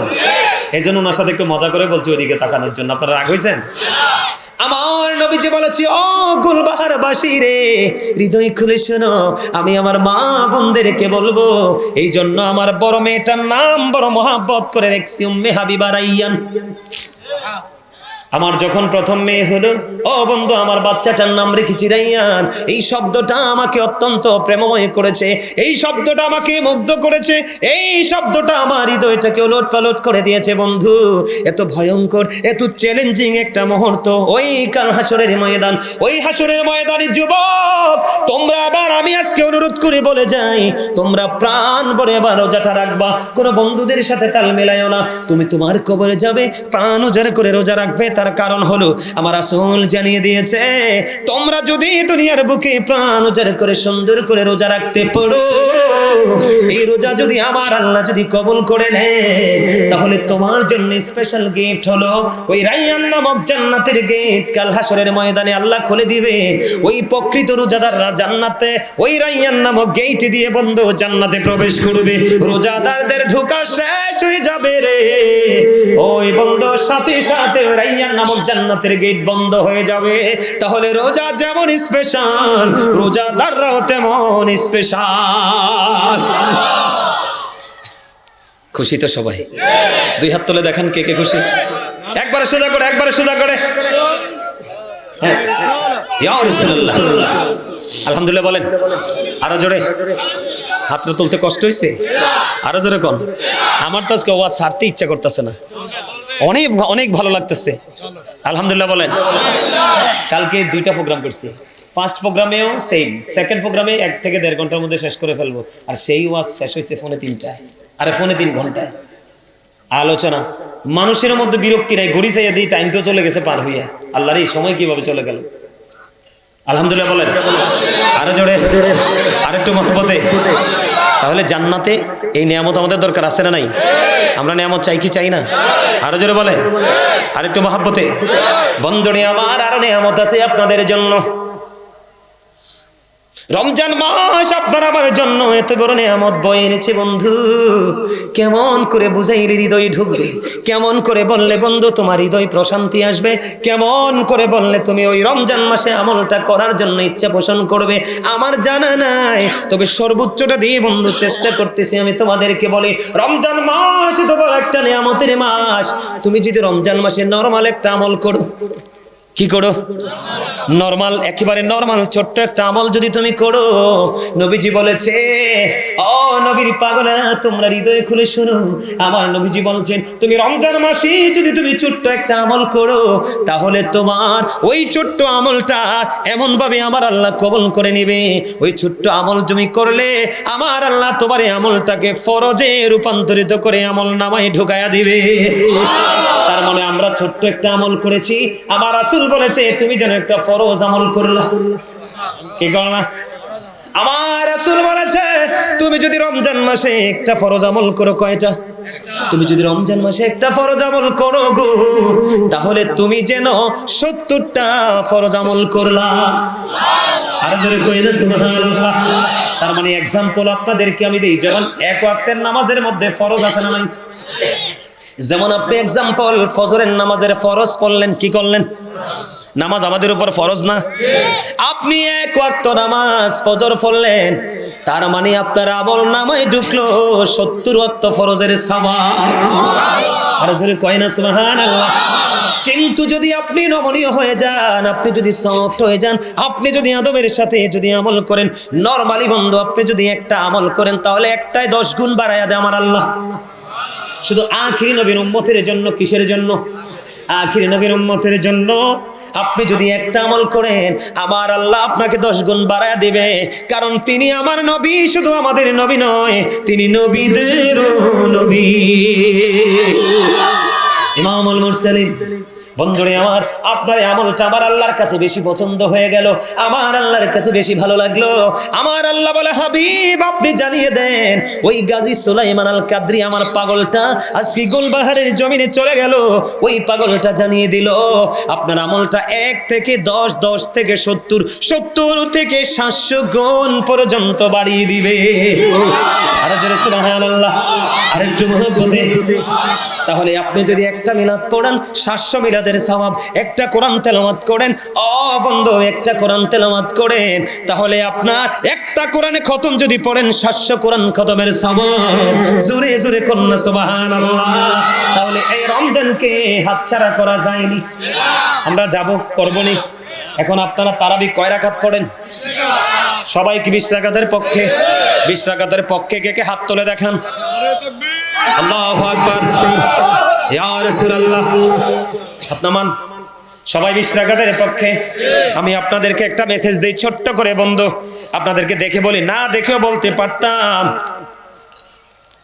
দেখছেন নি আপনাদের এলাকায় কত মানুষ আছে এখনো আসে নাই, কিন্তু আমার সাথে কখন ওই অনেক আগে ফোন একটা রিসিভ করছি, রিসিভ যে করছি ও আজ শুনতেছে তো শুনতেই আছে। আলহামদুলিল্লাহ বলেন না। বিশ্বাস করেন, দৈনিক যদি 5টা প্রোগ্রামও করি, আগামী 20 বছরের প্রোগ্রাম শেষ করতে পারবো না। আপনি দেখতেছিলেন তো, আমি যদি দৈনিক 5টা করে প্রোগ্রাম করি, আগামী 20 বছরের প্রোগ্রাম শেষ হবে না। শুধু বাংলাদেশ না, ওই দেখেন আবার কল দিছি, উনি টেনশনে পড়ে গেছে, হুজুর কেন কাটলো, আলোচনা শুনবো। ওই দিন এই লোকটাই আরেকদিন আসছিল, প্রায় 46 মিনিটের উপরে, লাস্ট টাইমে ফোন করছে 46 মিনিটের দেখতে ওয়াজ শুনতেছে। শুধু দেশ না রে ভাই, এটা আপনাদের দোয়া, ভালোবাসা, মা বাবার দোয়া, মদিনাওয়ালার নজদিক কারণ। শুধু দেশ না, দেশের বাহির থেকে যে কি পরিমাণ অফার, আপনারা আমার ফোন দেখলে অবাক হয়ে যাবেন। বিশ্বাসই করবেন না যে গাজী সুলাইমান কি আমাদের দেশের লোক কিনা। কিন্তু আমি অহংকার করি না, প্রাউড ফিল করি না। আমার জায়গা থেকে 1 ঘন্টার বেশি কেউ আলোচনা করবে না, সর্বোচ্চ 1.5 ঘন্টা, এত ব্যস্ততা। কিন্তু আমি প্রত্যেকটা প্রোগ্রামে সময় দেওয়ার চেষ্টা করি। কেন জানেন? কারণ আমি মনে করি মাহফিল আমার জীবনের শেষ মাহফিল। কারণ আজকের পরে হয়তো বা আমার স্টেজে নাও ওঠার সুযোগ হতে পারে। তা আমি প্রত্যেকটা মাহফিলকে ওইভাবে বরণ করে, গ্রহণ করে আলোচনা করি। এই জন্য আপনাদের দোয়ায় হাজার হাজার ভিডিও অনলাইনে আছে, কিন্তু আমাকে নিয়ে ট্রল করার দুঃসাহস কেউ পায়। কারণ আমি সত্যি আল্লাহ রাসূলকে ভালোবাসি। ভুল হতে পারে, ভুল হওয়াটা স্বাভাবিক, ভুলের ঊর্ধ্বে তো কেউ না। কিন্তু এই ঘন্টার পর ঘন্টা আলোচনা করি, আল্লাহ আমার জবান দিয়ে এলোমেলো কথা বের করে না। আমি আল্লাহর কাছে যে শুকরিয়া জ্ঞাপন করে শেষ করতে পারবো না। সকলে বলুন না আলহামদুলিল্লাহ, আরো জোরে। বন্ধুরে আমার একটুখানি শোনেন, আমাদের দেশে রমজান মাসে তারাবি নিয়ে বিতর্ক আছে না নাই? আর একটু মহব্বতে বলেন, আপনারা শুনবেননি? ইজমাউ সাহাবাতি আলা আন্না তারাবিহা 20 রাকাআ। সকল সাহাবায়ে কেরামের ইজমা হয়েছে। কি হয়েছে? কথা বলে না কেন? ঐক্যমত হয়েছে না? সকল সাহাবায়ে কেরাম, যুবক তোমাদের আমি হাত জোর করে বলছি রে যুবক, তোমরা এই দুনিয়ার কমার্শিয়াল বক্তাদের কথা শুনিও না। কেন জানো? আমার নবীজি বলে দিয়েছে, কিয়ামতের পূর্বক্ষণে যতগুলো আলামত প্রকাশিত হবে, এর মধ্যে একটা আলামত হলো দুনিয়া লোভী মৌলবী। মন গড়া, তোমাকে খুশি করবে তোমার মতো করে, আমাকে খুশি করবে আমার মতো করে। এই বন্ধু, মসজিদের সেক্রেটারি সাহেব একটা সর্বোচ্চ পাওয়ার আছে। নবীর দুশমন যদি হয়, ওনার মনের ভাষা বলবে, কোন কথা দ্বারা ওনাকে দুর্বল করা যাবে, এই সমস্ত মৌলবী পৃথিবীতে প্রকাশিত হবে। আমার নবীজি বলেছেন, দুনিয়ার লোভে পড়ে তারা ভুলভাল ফতোয়া দিয়ে সাধারণ মানুষগুলোকে পথভ্রষ্ট করে দিবে। এরা হলো কিয়ামতের আলামত। ওই সমস্ত মৌলবী থেকে তোমরা দূরে থাকো। রাসূল বলেছেন, ও ইয়াকুম ও ইয়াহুম, রাসূল বলেছেন তোমরা তাদের থেকে দূরে থাকো, তাদেরকেও তোমাদের থেকে দূরে রাখো। লা ইউদিল্লুনাকুম ওয়া লা ইফতিনুনাকুম। কারণ কি? তাদের সাথে মিশলে তোমরা পথভ্রষ্ট হবে, ফিতনায় পড়বে। তারা যেন তোমাদেরকে পথভ্রষ্ট করতে না পারে, ফিতনায় ফেলতে না পারে, এই জন্য তোমরা তাদের থেকে দূরে থাকো, তাদেরকেও তোমাদের থেকে দূরে রাখো। তার কারণ হলো তাদের জবান হবে মধুর চেয়ে মিষ্টি। রাসূলের কথা আমার নয়, তাদের জবান হবে মধুর চাইতে মিষ্টি, তাদের চরিত্র হবে ফেরাউনের মতো, হিংস্রতা হবে বাঘের মতো। তাদের নামাজ দেখলে তোমরা মনে করবে তোমার নামাজ হচ্ছে না, তাদের রোজা দেখলে তোমরা মনে করবে তোমাদের রোজা তাদের রোজার কাছে একেবারে নাথিং। তারা এমন ভাবে কোরআন তেলাওয়াত করবে, তাদের কোরআনটা জিহ্বার হুলকুমের বাহিরে যাবে না, ভিতরে যাবে না, বাহিরে থাকবে। তারা মানে তাদের কোরআন তাদের জবানে থাকবে, কোরআনটাকে শুধু তারা নিজের মনে করবে। তাদের নমুনা হলো, দেখবেন মাহফিলে গেলে তাকবীর দে, লিল্লাহি তাকবীর। তাদেরকে চিনার উপায় হলো তারা বলবে লিল্লাহি তাকবীর। জোরে জোরে কোন নাউজুবিল্লাহ, আরো জোরে কোন। কি তাকবীর দিবে? তাদেরকে চিনার উপায় হলো তারা লিল্লাহি তাকবীর দিবে, নারে রিসালাত তারা বলবে না। তারা বুঝে না আল্লাহু আকবার যেখানে, মুহাম্মাদও সেখানে, ফরজ নামাজ যেখানে, সুন্নাত নামাজও সেখানে, লা ইলাহা ইল্লাল্লাহ যেখানে, মুহাম্মাদুর রাসূলুল্লাহ সেখানে। রমজান মাসের দিকে তাকিয়ে দেখেন, আপনি দিনের বেলা রোজা রাখেন, আল্লাহ বলে হাবিব আমি দিনটা আমি আপনার বাগে নিয়ে নিলাম, এটা ফরজ আমার জন্য। রাত আমি আপনার পক্ষে দিয়ে দিলাম, এটা আপনার উম্মতের জন্য। দিনের বেলা রোজা রাখা ফরজ, রাতের বেলা আপনি করেন সুন্নাত এবং নফল। সুন্নাত নফল মুস্তাহাব সব যায় নবীর দিকে। চিনতে পারছেন নি? নবীজি আরো বলে দিয়েছেন, তোমরা তাদেরকে চিনার আর একটা উপায় হলো তাদের ঘাড় হবে মোটা, তাদের সাইজ হবে আনচাই, তারা ঘন ঘন ভাবে মাথার চুল ফালাবে। ওই দেখছেন নি আপনাদের খতিব সাহেব অ্যাক্টিভ আছে, থ্যাংক ইউ ভেরি মাচ। আমার ভাই বলেছে বুখারী শরীফের হাদিস, একদম সহিহ হাদিস, ঠিক করে বলেন। তাদের কথা শোনা যাবে না। বলে হুজুর এই তারাবি থেকে আপনি অন্যত্রে গেলেন কেন? আমি আবার পরে শোনাই, আপনাদের যেন অসুবিধা না হয়, আপনারা যেন বুঝতে বন্ধু অসুবিধা না হয়। কারণ বন্ধু আমি এসেছি আপনাদেরকে বাঁচানোর জন্য। ওলামায়ে কেরামরা জানতে পেরেছে আমি যে আয়াত তেলাওয়াত করেছি, ইয়া আইয়ুহাল্লাযীনা আমানু কু আনফুসাকুম ওয়া আহলিকুম নারা, আমার আল্লাহ বলেছেন O believers save yourself and your families from the fire. আমার আল্লাহ ইমানদারকে ডেকে বলেছে, ইমানদার তুমি নিজে জাহান্নাম থেকে বাঁচো এবং তোমার পরিবারকেও জাহান্নাম থেকে বাঁচাও। আপনারা সবাই আমার পরিবার। বলে হুজুর কেমনে? আমরা সবাই প্রাণের নবীকে ভালোবাসি, আহলে সুন্নাত ওয়াল জামাতের অন্তর্ভুক্ত। আহলে সুন্নাত ওয়াল জামাতের হিসাবে নবীর প্রেমের কাতারে আপনারা সবাই আমার আপন। এই জন্য আমার টার্গেট হলো আপনাদেরকে বাঁচানো, আপনাদেরকে সঠিক পথ দেখানো। এই দায়িত্ব আমার উপর কোরআন হাদিস পড়ার কারণে অটো চলে আসছে। কথা বলেন না কেন? এটা পৃথিবীর কেউ আমাকে দেয়নি, এই পৃথিবীর কেউ আমাকে দেয়নি। আমার রাসূল বলেছেন দুনিয়ার সম্পদ পেয়ে যে কেউ খুশি হয়, কিন্তু দিনের ধন কোরআন হাদিসের ইলম পেয়ে সম্পদ পেয়ে খুশি হয় না। যে খুশি হয় তার নসিব বড় খুশনসিব। আল্লাহ যার মঙ্গল চায়, আল্লাহ যাকে নিয়ামত দিতে চায়, আল্লাহ তাকে দ্বীনের শিক্ষা দেয়। আল্লাহ যাকে যার মঙ্গল চায় না, আল্লাহ তাকে দ্বীনের শিক্ষা দেয় না। আমরা যারা আলেমরা আছি আমরা শুধু পড়াশোনা করি, যেমন I like to study for help others, এটা আমার বক্তব্য। আমি এখনো পর্যন্ত আমি যেমন বন্ধু ব্যতিক্রমের জগতে আছি, দুনিয়ার কোনো কাজ আমার করতে হয় না, কোনো বাজার করতে হয় না, সংসারের কোনো দায়িত্ব আমার পালন করতে হয় না। আমার বিবি আছে, আমার সন্তান আছে, ছোট ছোট ভাই বোনেরা আছে, সব দায়িত্ব আমার বাবা পালন করে। আমার মতো ফ্রি মানুষ আমার মনে হয় বাংলাদেশে আর কোনো বক্তা নাই, কোনো আলেম নাই। আমি আমার বাচ্চার জন্য পর্যন্ত বাজার করতে হয় না। এই জন্য বন্ধু যত সময় পাই শুধু কিতাব নিয়ে বসে থাকি। তার কারণ হলো ও বন্ধু আমাদের দিকে অসংখ্য পাগল তাকিয়ে থাকে। ঠিক কিনা বলেন? আমার দিকে তাকান বন্ধু। হাদিস শরীফের মধ্যে এসেছে আপনারা ওই আমলটা আগামী দিন থেকে করবেন। আমার নবীজি বলেছেন তুমি যদি রাতের বেলা 1 ঘন্টা বা কিছু সময় যদি দিনের শিক্ষা অর্জন করো, আমার নবীজি বললেন তুমি যেন সারা রাত ভর ইবাদত করলে। তার মানে রাতের যেই কোনো অংশে 1 ঘন্টা বা কিছু সময় আপনি শিক্ষা অর্জন করার জন্য, এই যে আজকে আপনারা বসছেন, আপনারা তো শিক্ষা অর্জন করতে বসছেন, আপনারা কিছুক্ষণ পরে মাহফিল ছেড়ে চলে যাবেন। আপনাদের বন্ধু সারা রাত আপনাদের ঘুমটা পর্যন্ত আমল হিসাবে কবুল হবে। তবে আজকে সবচেয়ে বেশি ধনী হলো আমার যুবক বন্ধুরা, কারণ আমার আল্লাহ যুবকদের আমল বেশি পছন্দ করে। কারণ যৌবল কাল হলো শয়তানির সময়, এই শয়তানিকে কবর দিয়ে আজকে যে যুবকেরা জান্নাতের বাগানে এসেছো, আমার মন বলে ওই যে হাদিস শরীফ পড়েছি 60টা শ্রেণীর মানুষের জন্য আল্লাহর আরশের ছায়ার নিচে জায়গা দিবে। এক শ্রেণী হলো পৃথিবীর আল্লাহওয়ালা যুবকেরা। সুবহানাল্লাহ বলেন না? আমার রাসূল বলেছে এবার আসেন, একদিন যদি আপনি দ্বীনের শিক্ষায় নিজেকে নিয়োজিত রাখতে পারেন, অর্জনে, দ্বীনের শিক্ষা অর্জনে যদি আপনি একটা দিন যদি সময় দিতে পারেন, আমার নবীজি বলেছে একদিন দ্বীনের শিক্ষা অর্জনের মধ্যে নিজেকে নিয়োজিত রাখলো যে সে 3 মাস যেন রোজা রাখলো। তার মানে একদিন আপনি যদি দ্বীনের শিক্ষা অন্বেষণ করেন, আপনি 3 মাস রোজা রাখার সমান সওয়াব আপনার আমলনামায় ঢুকবে। ওমা সহজ মনে করছে? মানে তার মানে 3 মাস হইলে 3 বছর রোজা লাগবে। কয় বছর? রোজার মজা কত জানেননি? আমার রাসূল বলেছেন রমাদান ও ইলা রমাদান, আপনি এক রমজান থেকে আরেক রমজানের মাঝখানে যে গ্যাপ আছে, 2 দিকে রোজার কারণে আপনার মাঝখানে গুনার কাফারা হয়ে যাবে। তবে শর্ত দিয়েছে রাসূল, কবিরা গুনাহ করা যাবে না, কবিরা গুনাহ থেকে বেঁচে থাকতে হবে। আমার কালা বাইটা যাই কি লেগে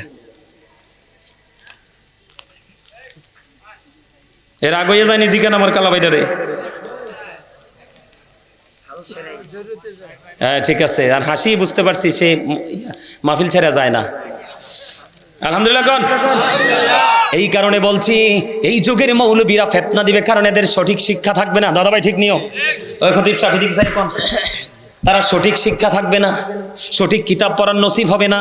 যারা তারাবিকে ছোট করেছে, বিভিন্ন আমলকে ছোট করেছে, নবীর প্রেমকে কবর দিয়েছে, তারা দেখেন মাদ্রাসা এবং রাস্তায় ভিক্ষা করে। কথা কয় না কেন?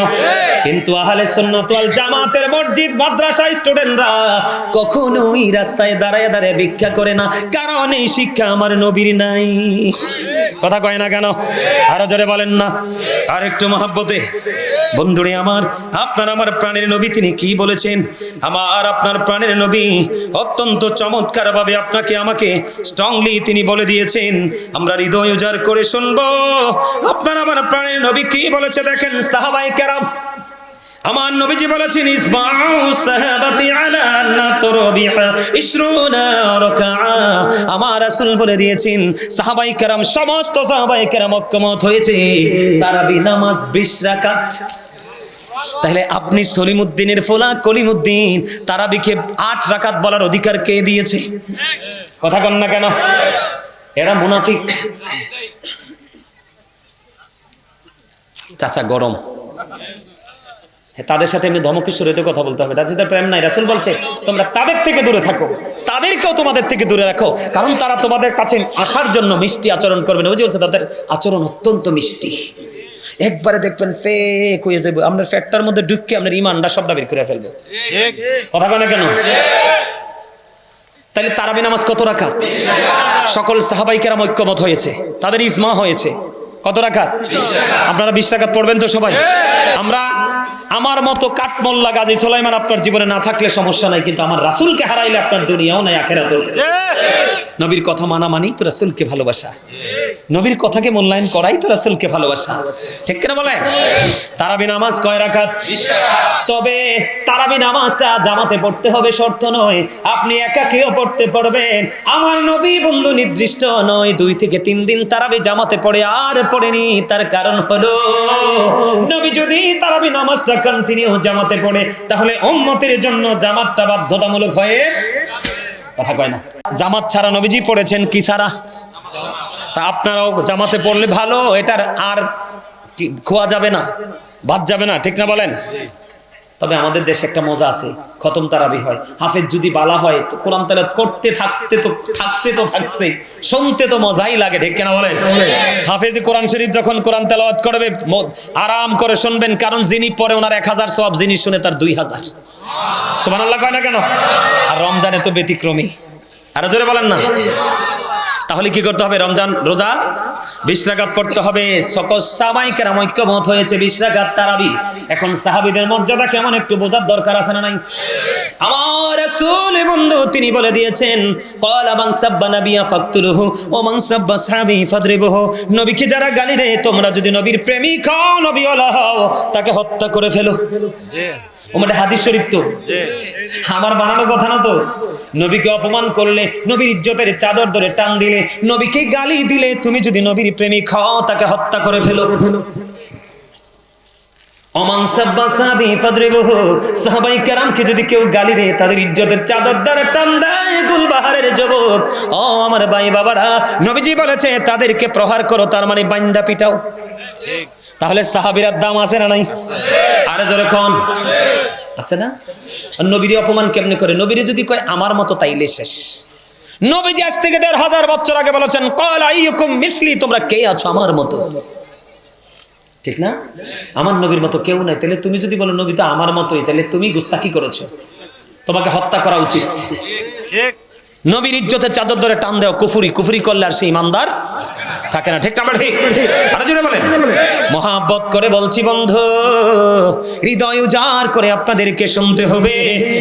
বন্ধু, সাহাবীদের ঘোড়ার নিচের 3 আঙ্গুলের 1 চিমটি মাটি, সাহাবীদের ঘোড়ার নিচের 3 আঙ্গুলের 1 চিমটি মাটি যদি একটা পাল্লায় তোলা হয়, আর সমস্ত গাউসে পাক থেকে কিয়ামত পর্যন্ত যত আল্লাহর ওলি পৃথিবীতে আসবে সবগুলো আল্লাহর ওলিকে যদি একটা পাল্লায় তোলা হয়, ওই সাহাবীদের ঘোড়ার নিচের 3 আঙ্গুলের 1 চিমটি মাটির ওজন ভারী হবে।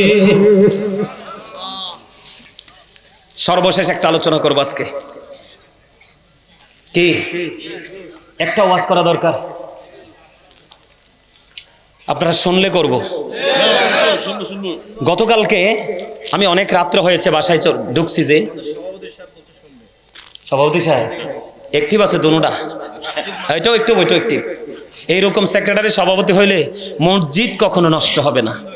আরো জোরে কোন। আমি বিভিন্ন জায়গায় মাহফিলে দাদা ভাই যাই, ওরে বাপরে বাপ, সভাপতি এত মোটা মনে আমরা 5 জনও ধরতাম না।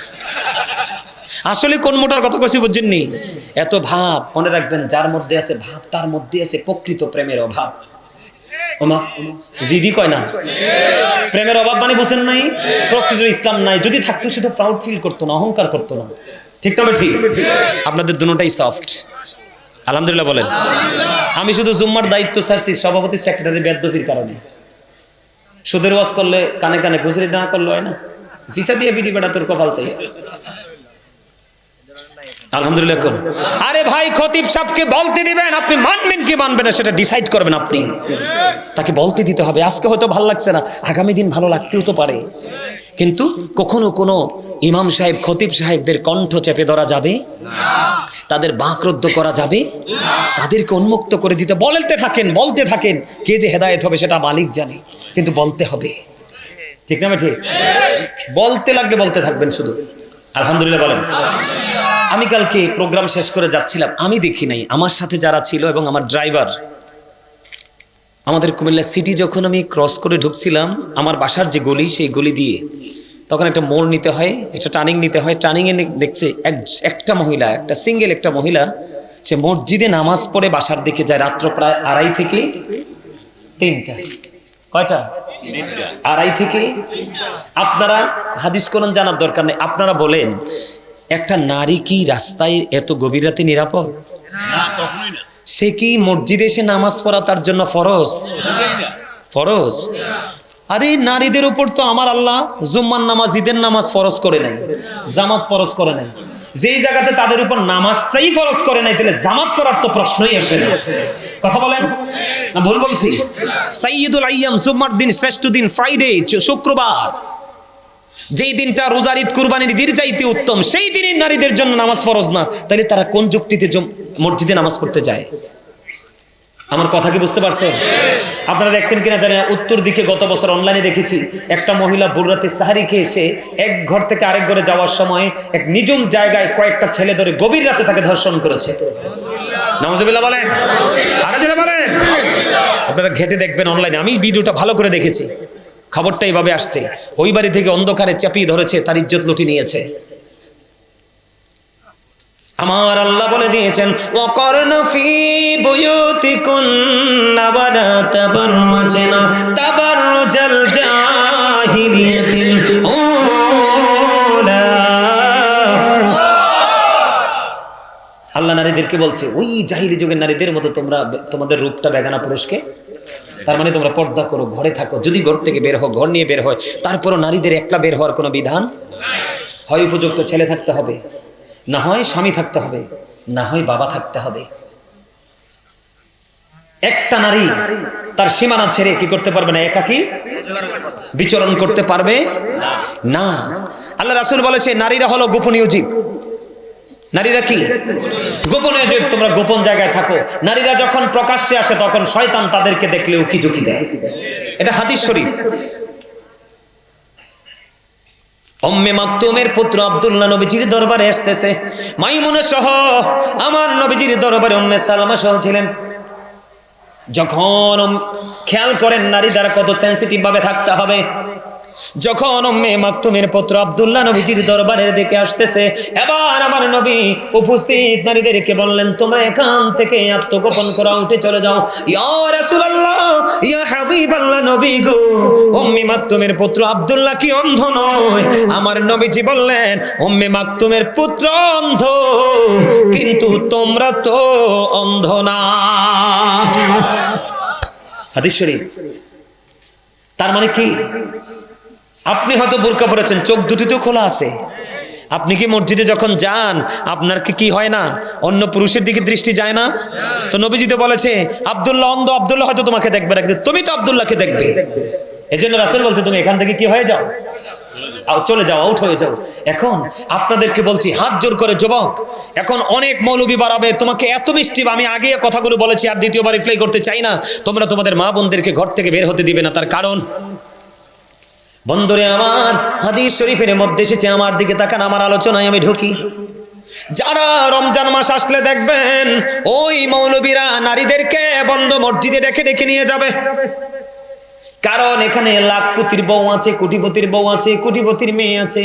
এমন ভাবে বক্তব্য দিবে যেই বক্তব্যে কোটিপতির পকেটের টাকা হুজুরের পকেটে আসবে। কথা কয় না কেন? জামাইকে বলবে না, স্বামীকে বলবে না, এটা একটা অপরাধ, পকেট কাটবে। পকেট কেটে আরেকজনকে নিয়ে দিবে, এটা হলো আরেকটা অপরাধ। আমি যদি নারীর পর্দারই ওয়াজ করতাম, আউটসাইড গুলো সবগুলো নিয়ে আলোচনা করতাম, কিন্তু আমার মিশন হলো, লাস্ট আজকের টপিক হলো নারীরা ঘরের বাইরে গিয়ে না মসজিদে নামাজ পড়তে পারবে কিনা। কোরআন হাদিস কি বলে? কোরআন থেকে তত্ত্ব পেয়ে গেলাম, নারীরা ঘরে থাকো। কে থাকো? ওই জাহিলি যুগের নারীদের মতো নিজেদের কন্যরূপ পুরুষের সামনে কি করো না, প্রেজেন্ট করো না।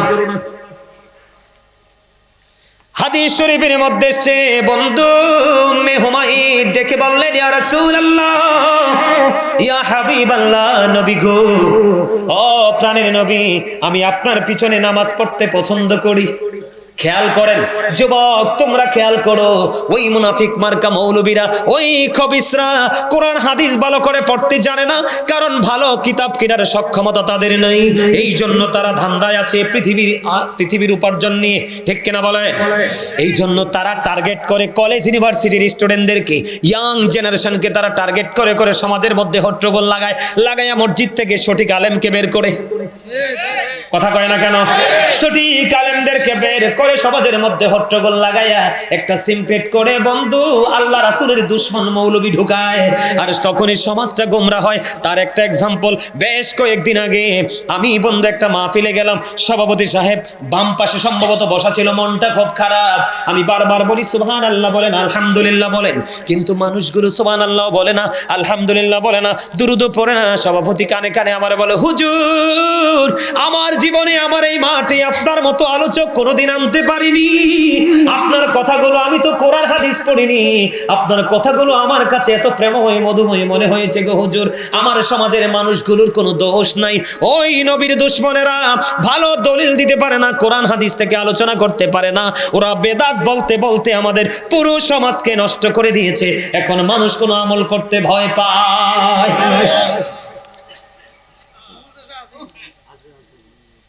এদের সাথে চলাফেরা করা যাবে না, বিয়ে শাদী করা যাবে না, ওঠা বসা করা যাবে না, কোনো প্রেমের বন্ধনে আবদ্ধ হওয়া যাবে না। নবীজি বলছেন, ইয়াকুম ইয়াহুম, তোমরা তাদের থেকে দূরে থাকো, তাদেরকেও দূরে রাখো। জোরে জোরে কন্না আলহামদুলিল্লাহ। আমার রাসূলকে যখন বন্ধু উম্মে হুমায়রা বললেন, বলার পরে আমার নবীজি বললেন, হ্যাঁ হ্যাঁ, আমি জানি তুমি আমার পিছনে নামাজ পড়তে পছন্দ করো, আমি জানি তুমি আমার পিছনে নামাজ পড়তে পছন্দ করো রে উম্মে হুমায়রা, আমি নবী জানি তুমি আমার পিছনে নামাজ পড়তে পছন্দ করো, কিন্তু তুমি আমি নবীর পিছনে নামাজ পড়ার চাইতে উত্তম হলো তোমার ঘরের অভ্যন্তরের নামাজ। অভ্যন্তর বুঝছেন নি? ঘরের বারান্দায়ও না, ঘরের দরজায়ও না, একবারে খাস যে কামরাটা, যে রুমটা, তুমি ফ্রিলি নামাজ পড়তে পারবা। মনে রাখবেন, পুরুষ এবং নারী সৃষ্টিগতভাবে যেমনি আলাদা, কথা কয় না কেন, তার বডি স্ট্রাকচারটাও তেমনি আলাদা। পুরুষের বডি ল্যাঙ্গুয়েজ, নারীদের বডি ল্যাঙ্গুয়েজ দুটো আলাদা, কথা বলেন না কেন? তার আমলের ধারাটাও আলাদা, নিয়ত বাঁধার ধারাটাও আলাদা। যেমন আমরা নিয়ত বাঁধি নাভির নিচে, কথা কয় না, আর নারীরা হাত রাখে। আমাদের হাত বাঁধা, নারীদের হাত রাখা। তাহলে কি বোঝা গেল? ও বন্ধু, এখান থেকে কি জানতে পারলেন? নারীর সিস্টেম আলাদা, পুরুষের সিস্টেম আলাদা। ও বন্ধু, আমি আপনাদেরকে বলি, আপনি ঘরের নামাজ ছেড়ে যদি মসজিদে এসে নামাজ পড়েন, কম পক্ষে 1 রাকাতে 25 রাকাতের সওয়াব। আর নারীরা যদি বন্ধু বাহিরে নামাজ না পড়ে, ঘরের মধ্যে খাস কামরায় যদি নামাজ পড়ে, তাহলে তার 1 রাকাতে 25 রাকাতের সওয়াব। আমার রাসূল বলেছেন, একটা নারীর বারান্দার নামাজের চাইতে অনেক উত্তম তার খাস গ্রামের নামাজ। সুবহানাল্লাহ বলেন না কেন? আর জোরে বলেন সুবহানাল্লাহ। ও বন্ধু, আর একটা মজার হাদিস আমি আপনাদেরকে শোনাই। বন্ধু, আমি আপনাদেরকে মজার একটা হাদিস শোনাবো। আবু আমর শাইবানী রাদিয়াল্লাহু তাআলা আনহু থেকে হাদিস কানা বর্ণিত। তিনি বললেন, আমি প্র্যাকটিক্যালি দেখেছি। কি করেছি? যুবক তোমরা শোনো, আবু আমর শাইবানী রাদিয়াল্লাহু তাআলা আনহু তিনি বললেন, আমি প্র্যাকটিক্যালি দেখেছি আব্দুল্লাহ ইবনে মাসউদ রাদিয়াল্লাহু তাআলা আনহু একটা নারী তিনি জুমার দিনে জুম্মার নামাজ পড়ার জন্য তিনি মসজিদে ঢুকে গেল। মসজিদে যখন ঢুকে গেল, আবু আমর শাইবানী রাদিয়াল্লাহু তাআলা আনহু বললেন, আমি নিজে দেখতে পেয়েছি আব্দুল্লাহ ইবনে মাসউদ রাদিয়াল্লাহু তাআলা আনহু ওই নারীটাকে মসজিদ থেকে বের করে দিলেন আর বলতে লাগলেন, তোমার ওই মসজিদ থেকে তোমার উত্তম নামাজ হলো তোমার ঘরের নামাজ। রমজান মাস আসলে টাকা কামাইয়ের জন্য পাগল হয়ে যান নবীর দুশমনেরা। কথা কয় না কেন? পাগল হয় কি হয় না? কয়দিন আগে আরিফ ওই যে আমরা যে ইয়াতে গেলাম যে একটা মাহফিলে, সুলতানপুর দিয়ে যে একটা মাহফিলে ঢুকলাম, মাহফিলটার নাম কি জানি? আরে কয়দিন আগে যে একটা মাহফিলে গেলাম সুলতানপুর দিয়ে, হ্যাঁ না না সোহাদা দরবার শরীফে না, তার আগে ওই যে একটা হুজুর যে দাওয়াত দিল, সারা জীবন কইছে আমরার মাহফিলের তাবারুক খাওয়া বেদাত, মিলাদের তাবারুক খাওয়া বেদাত। বিশ্বাস করেন আমার ড্রাইভার আমাকে বলতেছে, হুজুর কয় আপনি পিছনেরটি কি কইতে পারবেন না? আমি কই না। কয় পিছনেরটি হইলো যেডি ওই আমাদেরকে আজীবন বেদাতই বলছে, আমাদের মিলাদকে তাবারুককে বেদাত বলছে, এরা সবগুলো মাহফিল ছেড়ে যখন আমরা তাবারুক দেওয়ার সময় সব ডিফলেট প্লে বসে গেছে। কথা কি বুঝতে পারছেন আমার? কয়দিন আগে এক বুড়িমা ফোন দিল চট্টগ্রাম থেকে, একবারে বুড়া। তো ওই মুরব্বীর মানে মানুষকে আল্লাহর রাস্তায় খাওয়াইতে মন চাইছে। কি চাইছে? তো খাওয়াইতে যে মন চাইছে, তো আশপাশে ওই আমরা বেদাতি কয় আর কি, আসলে এরার পকেট ভর্তি বেদাত। ওমা কথা কয় না, বেদাত না। এরা যে রাস্তায় দাঁড়ায় দাঁড়ায় কালেকশন করে টাকা খুঁজে রিসিপ্ট বই দিয়ে দিয়ে রাস্তায় রাস্তায় ফলাফাইন্ডে পাঠায়, এটা কি নবীজি যুগে ছিল? কথা কয় না। রমজান মাসে তো কিয়ামত করে ফেলায়, ব্যবসায়িকরা অধিষ্ঠ হয়ে যায়। আমার যত প্রিয় ব্যবসায়িক আছে, আমাকে একটার দিকে ফিরা চাইবা না, এগুলো নবীর দুশমন। আমার কথা কয় না। নবী কি ভিক্ষা করাইছে সাহাবীদের কি দিয়ে? হ্যাঁ, তো এটা তো বেদাত। তা আমরা সুন্নিরা কি কোনোদিন কইছি যে তোমরা বেদাত করো? বলি নাই তো। এই আপনাদের মসজিদে কাতার আসেনি কোন? কথা কয় না, আসেনি? মোর সাহাবীদের জমানায় তো কোসাইয়াম এই কোসাইয়াম গ্রামের কথা। আপনাদের মসজিদে কাতার আসেনি? তো সাহাবীদের যুগে কি কাতারে নামাজ ছিল? তো আপনি যখন কাতার করলেন, এটাও তো বেদাত। এটা তো একবারও করলেন। কথা কয় না কেন? আপনি যে টং দোকানের মতো 3 তলা 4 তলা 5 তলার উপর ছোট্ট ছোট্ট ব্যবসা, আপনি যে মাদ্রাসা মুক্ত বানাইলেন, এটা তো নবীর যুগে ছিল না, এটাও তো বেদাত। ব্যবসা করতেছেন, আমরা তো কোনোদিন আপনাদেরকে বকা দেই নাই। আমি নবীকে ভালোবেসে আমি নবীর প্রেমে পড়ে দুরূদ পড়ছি, মিলাদ পড়ছি, কিয়াম করছি, দাঁড়ানো কি নাজায়েজ? সাহাবীরা যদি দাঁড়াইতে পারে, হাসান ইবনে সাবিত মসজিদে নববীর মিম্বরে দাঁড়ায় নাই? আপনারা এখানে মদিনায় গেছেন, আছেন নি কেউ? আছেন? আচ্ছা চাচা বলেন তো, নবীজির রওজায় যে গেটে ঢুকেন, একটা সেকেন্ডের জন্য দাঁড়াবার সুযোগ আছে? বসার সুযোগ আছে? আরে মিয়া বসা তো থাক দূরে, দাঁড়াইবারে তো সুযোগ দিবেন আপনাকে। দাঁড়িয়ে নবীজিকে সালাম দিয়ে বের হয়ে যাও। তা আমি নবীজিকে দাঁড়িয়ে সালাম দিব, আপনি আমাকে বেদাতে বলে দিলেন? সূরা ফাত খুলে দেখেন, আল্লাহ বলেছেন অত আজিরহু অত ওয়াক্কিরহু, help him and respect him. তোমার রাসূলকে সাহায্য করো এবং সম্মান করো। আর নবীজিকে আমরা সম্মান করি না দাঁড়িয়ে? কথা বলে না কেন? কথা বলেন, সম্মান করি না? তো সম্মান কি নাজায়েজ? নবীজিকে সম্মান করা, ভালোবাসা তো ফরজ। নবীজি কি মারা গেছে? আল আম্বিয়াউ আহিয়াউন ফি কুবুরিহিম ইউসাল্লুন। নবী আপন আপন রওজায় জিন্দা নামাজরত অবস্থায়। তো তুমি যদি বলো আমার নবীকে ভালোবাসলে এটা বেদাত হয়, তো তোমাকে তোমার আওলাদকে বললা যায় যে আমার মরার পরে নবীর আমার কবরে রাইখা বিসমিল্লাহি ওয়া আলা মিল্লাতি রাসূলিল্লাহ কইও না। কথা কয় না কেন? তুমি নবীরে বাদ দিবা কেমনে? আমার আল্লাহ যেখানে নবী সেখানে আল্লাহ কয় হাবিব। আল্লাহ the first pillar is the Lord of all, Rabbul Alamin. Muhammad রাসূলুল্লাহ সাল্লাল্লাহু আলাইহি সাল্লাম is the blessing for the world, রাহমাতাল লিল আলামিন। আমার আল্লাহ কয় আমি সৃষ্টি জগতের সীমানা বরাবর আমি রব্বুল আলামিন, ঠিক সেই সীমানা বরাবর আমি আপনাকে বানিয়েছি রাহমাতাল লিল আলামিন। তো তুমি নবীরে ছোট করো কিল্লাই? তো তোমার তো কপাল পুড়ছে।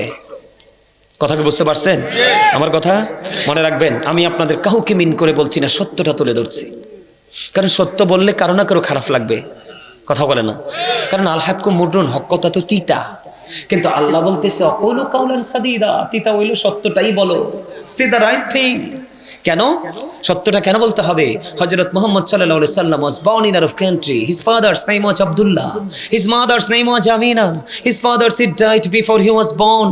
He lost his mother in his childhood. He was very truthful. আপনার আমার নবী ছিলেন শ্রেষ্ঠ সত্যবাদী। সুবহানাল্লাহ কয় না? Allah is only known, follow his law and light for eternal success. আল্লাহ সবকিছু, কিন্তু আপনাকে ফলো করতে হবে ল এন্ড লাইট।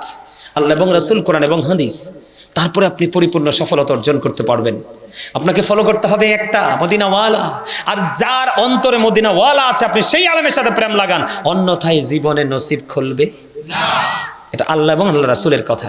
এই আমার কাছে বিশ্বাস করে আমার কাছে আফসোস লাগে, আমরা মুসলমান নবীর উম্মত হওয়ার পরে নবী চিনতে পারি নাই। আমেরিকার গবেষক মাইকেল এইচ হার্ট তিনি বক্তব্য দিয়েছেন, the 100 A ranking of the most influential person in the history. তিনি 100 জন প্রভাবশালীর তালিকা করলেন। ইনফ্লুয়েন্সিয়াল দ্বারা আপনার আমার প্রাণের নবীকে শ্রেষ্ঠ প্রভাবশালী হিসেবে আখ্যায়িত করলেন। আপনার আমার সুপরিচিত ডক্টর আহমদ পেয়ারা বাগদাদি পীর সাহেব কেবলা, যিনি বসরা ইউনিভার্সিটির লেকচারার ছিলেন, অসংখ্য কিতাব তিনি ইংলিশ, আরবি, বাংলা, উর্দুতে লিখেছেন, অসংখ্য কিতাব শুরু থেকে শেষ করার নসিব আমার হয়েছে। ওনার একটা বক্তব্য আমার হৃদয় ছুঁয়েছে। তিনি বলেছেন, of all the great religious personalities of all prophet Muhammad Rasulullah sallallahu alaihi wasallam was the most successful। পৃথিবীর বুকে যত নবী রাসূল এসেছে সকল নবী রাসূলের মধ্যে আপনার আমার প্রাণের নবী ছিলেন সবচেয়ে সফল। আমরা সেই নবীর উম্মত হয়ে ধন্য না নগণ্য? আরো জোরে বলেন আরো জোরে। আমার একটা ভাই আমাকে 500 টাকা হাতিয়ে দিয়ে বলছিলেন, হুজুর আপনি একটা গজল গাইবেন। ভাইটা কোথায় কোথায়? হাত তোলো। তুমি দেখছেন কত পিছের থেকে হাতিয়ে দিয়ে গেছে। আমি তোমার জন্য আজকে অনেকগুলো গজল গাইবো। গজল গেয়ে আজকের মাইলাত কি আমি শেষ করে দিব। গাইবো? আপনার নবীর প্রেমে পাগল তো? আরো জোরে। হৃদয় দিয়ে কান খুলে আমার গজলটা শুনবেন। একটু বলে শেষ করি কেন জানেননি? সবটা বললে অনেক সময় লাগবে, একটু একটু বলি। এক একটার মজা। তারা যখন যেটা ভাল লাগবে এটা তারা অনলাইন থেকে চার্জ করে নামাই দিবে, কারণ পুরোটি আমার গাওয়া আছে অনলাইনে। আমি একটা গজল গাই। আচ্ছা হেয়া গামো আনে বরিশালে এক লাইন কইছি, আপনারা ক্লান্ত হয়ে গেছেন একটু হাসার জন্য, আপনারা হাসলেন না। আলহামদুলিল্লাহ বলেন আরো জোরে। আরে গজল গাইয়া সারি এরপরে দিস আলহামদুলিল্লাহ গান আরো জোরে। আমি গজলটা গাই, আপনারা শুধু কথাগুলো খেয়াল করবেন। নবীর প্রেম কত মধুর। নবী নবী বলে হায় কেঁদে কেঁদে দিন যায়, পাইনি দিদার ধমে, লাখো সালাম কদমি নবী, লাখো সালাম কদমি। নবী নবী বলে হায় কেঁদে কেঁদে দিন যায়, পাইনি দিদার ধমে, লাখো সালাম কদমি নবী, লাখো সালাম কদমি।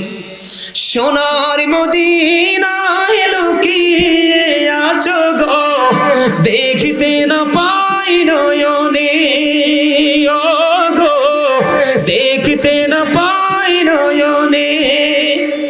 দয়ারি নজরে চাও, গোলামের দেখা দাও, বলেন দয়ারি নজরে চাও, গোলামের দেখা দাও, ধন্য করো জনমে, লাখো সালাম কদমি নবী। সবাই নবী লাখো সালাম কদমি। মারহাবা। মধুর না? আরো জোরে বলেন। অনলাইন আমার পুরোটা গাওয়া আছে, শুনবেন। আমার লেখা আবার একটা গাই, গাইবো? আরো জোরে। আমার খুব খুব মানে প্রিয়, বলতে পারবো না এত প্রিয়। আমি প্রায় সময় যখন একা হই গুনগুন করে বাসায় যেখানে যাই গুনগুন করে গাই, শুনবেন। কেমন করে বলো তোমায় দেখি, নবীজি কেমন করে বলো তোমায় দেখি, আছো তুমি ওই মদিনায়, আছো তুমি ওই মদিনা, সঙ্গে নিয়ে দুই প্রেমিক সাথী, কেমন করে বলো তোমায় দেখি, বলেন নবীজি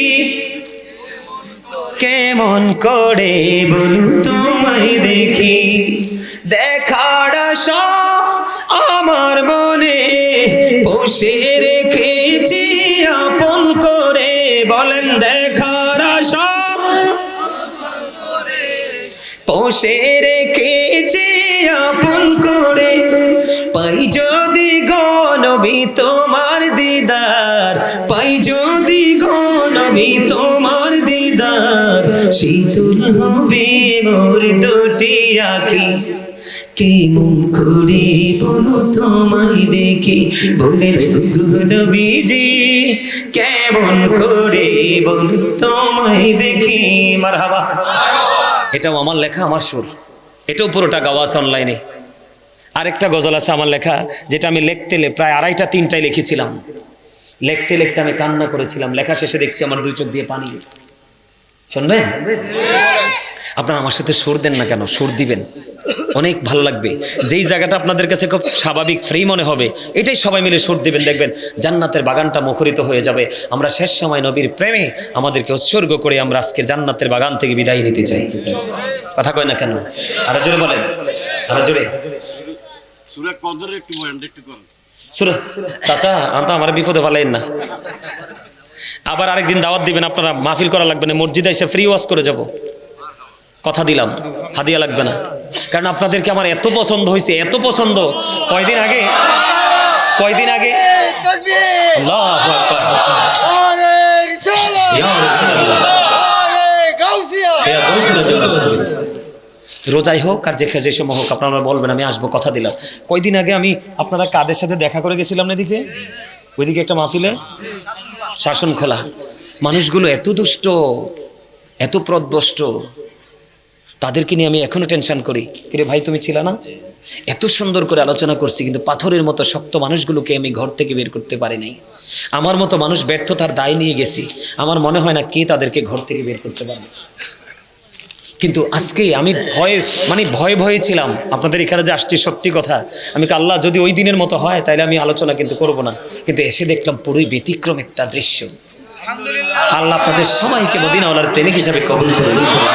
আরে যারা বলেন আমি যে গজলটা কাঁদতে কাঁদতে লিখেছিলাম, এই গজলটা আপনারা একটুখানি শুনবেন, আমি গাইব।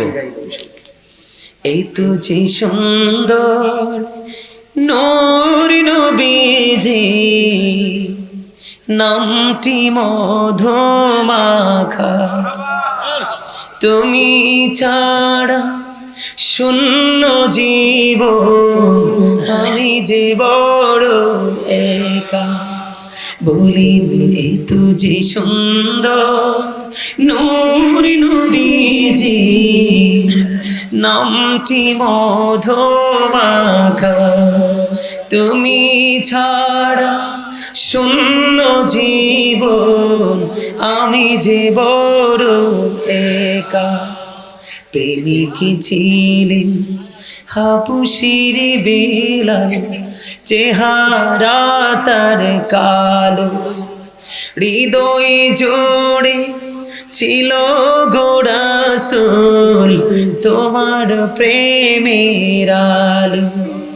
প্রেমিকি ছিলেন হাবশীর বিলাল, চেহারা তার কালো, হৃদয় জোড়ে ছিল গো রাসূল তোমার প্রেমের আলো। নবীর প্রেমের ইতিহাসে বলেন, নবীর প্রেমের ইতিহাসে এই নামটি আছে লেখা। এই তো যে সুন্দর নূর নবীজি, নামটি মধুমাখা, পথে আছি আমি, কবে দিবা দেখা। এটাও পুরোটা গাওয়া আছে, অনলাইন থেকে নিবেন যদি ভালো লাগে। আরেকটা গজলকে শেষ করে দিব। পাগলে বেশি কান্দ কেন বৈশাখ গাছতলে, আমার নবীর প্রেমে দৌড়তে পুরো বৈশাখ নিরালে। পাগলে বেশি কান্দ কেন বৈশাখ গাছতলে, আমার নবীর প্রেমে দৌড়তে পুরো বৈশাখ নিরালে। আমার নবীর প্রেমে দৌড়তে পুরো ওই প্রেমের রশি ধরে, আমার নবীর প্রেমে দৌড়তে পুরো ওই নামের রাশি প্রেমে ধরো, ওই নামেরই বাতি জালো পাইবা খোদারে। ওই নামেরই বাতি জ্বালো পাইবা খোদারে, নবীর প্রেমে দৌড়তে পড়ো বৈশা নিরালে। বলেন পাগল বেশি কান্দ কেন বৈশাখ স্থলে, আমার নবীর প্রেমে দৌড়তে পড়ো বৈশা নিরালে। মারহাবা। অনেক গজল আছে, গজল গাইতে গাইতে রাত্রি পার হয়ে যাবে, ইনশাল্লাহ গজল শেষ হবে না। আগে গাইছি অন্যদের লেখা, আগে গাইছি কি অন্যদের লেখা, কিন্তু এখন আর অন্যদের লেখা গাইতে হয় না, নিজের লেখাই গাইতে পারে। আল্লাহ লেখার তৌফিক দিয়েছে, আরো বেশি যেন লিখতে পারে আল্লাহ যেন সেই তৌফিক দান করে। সকল বলেন আমিন।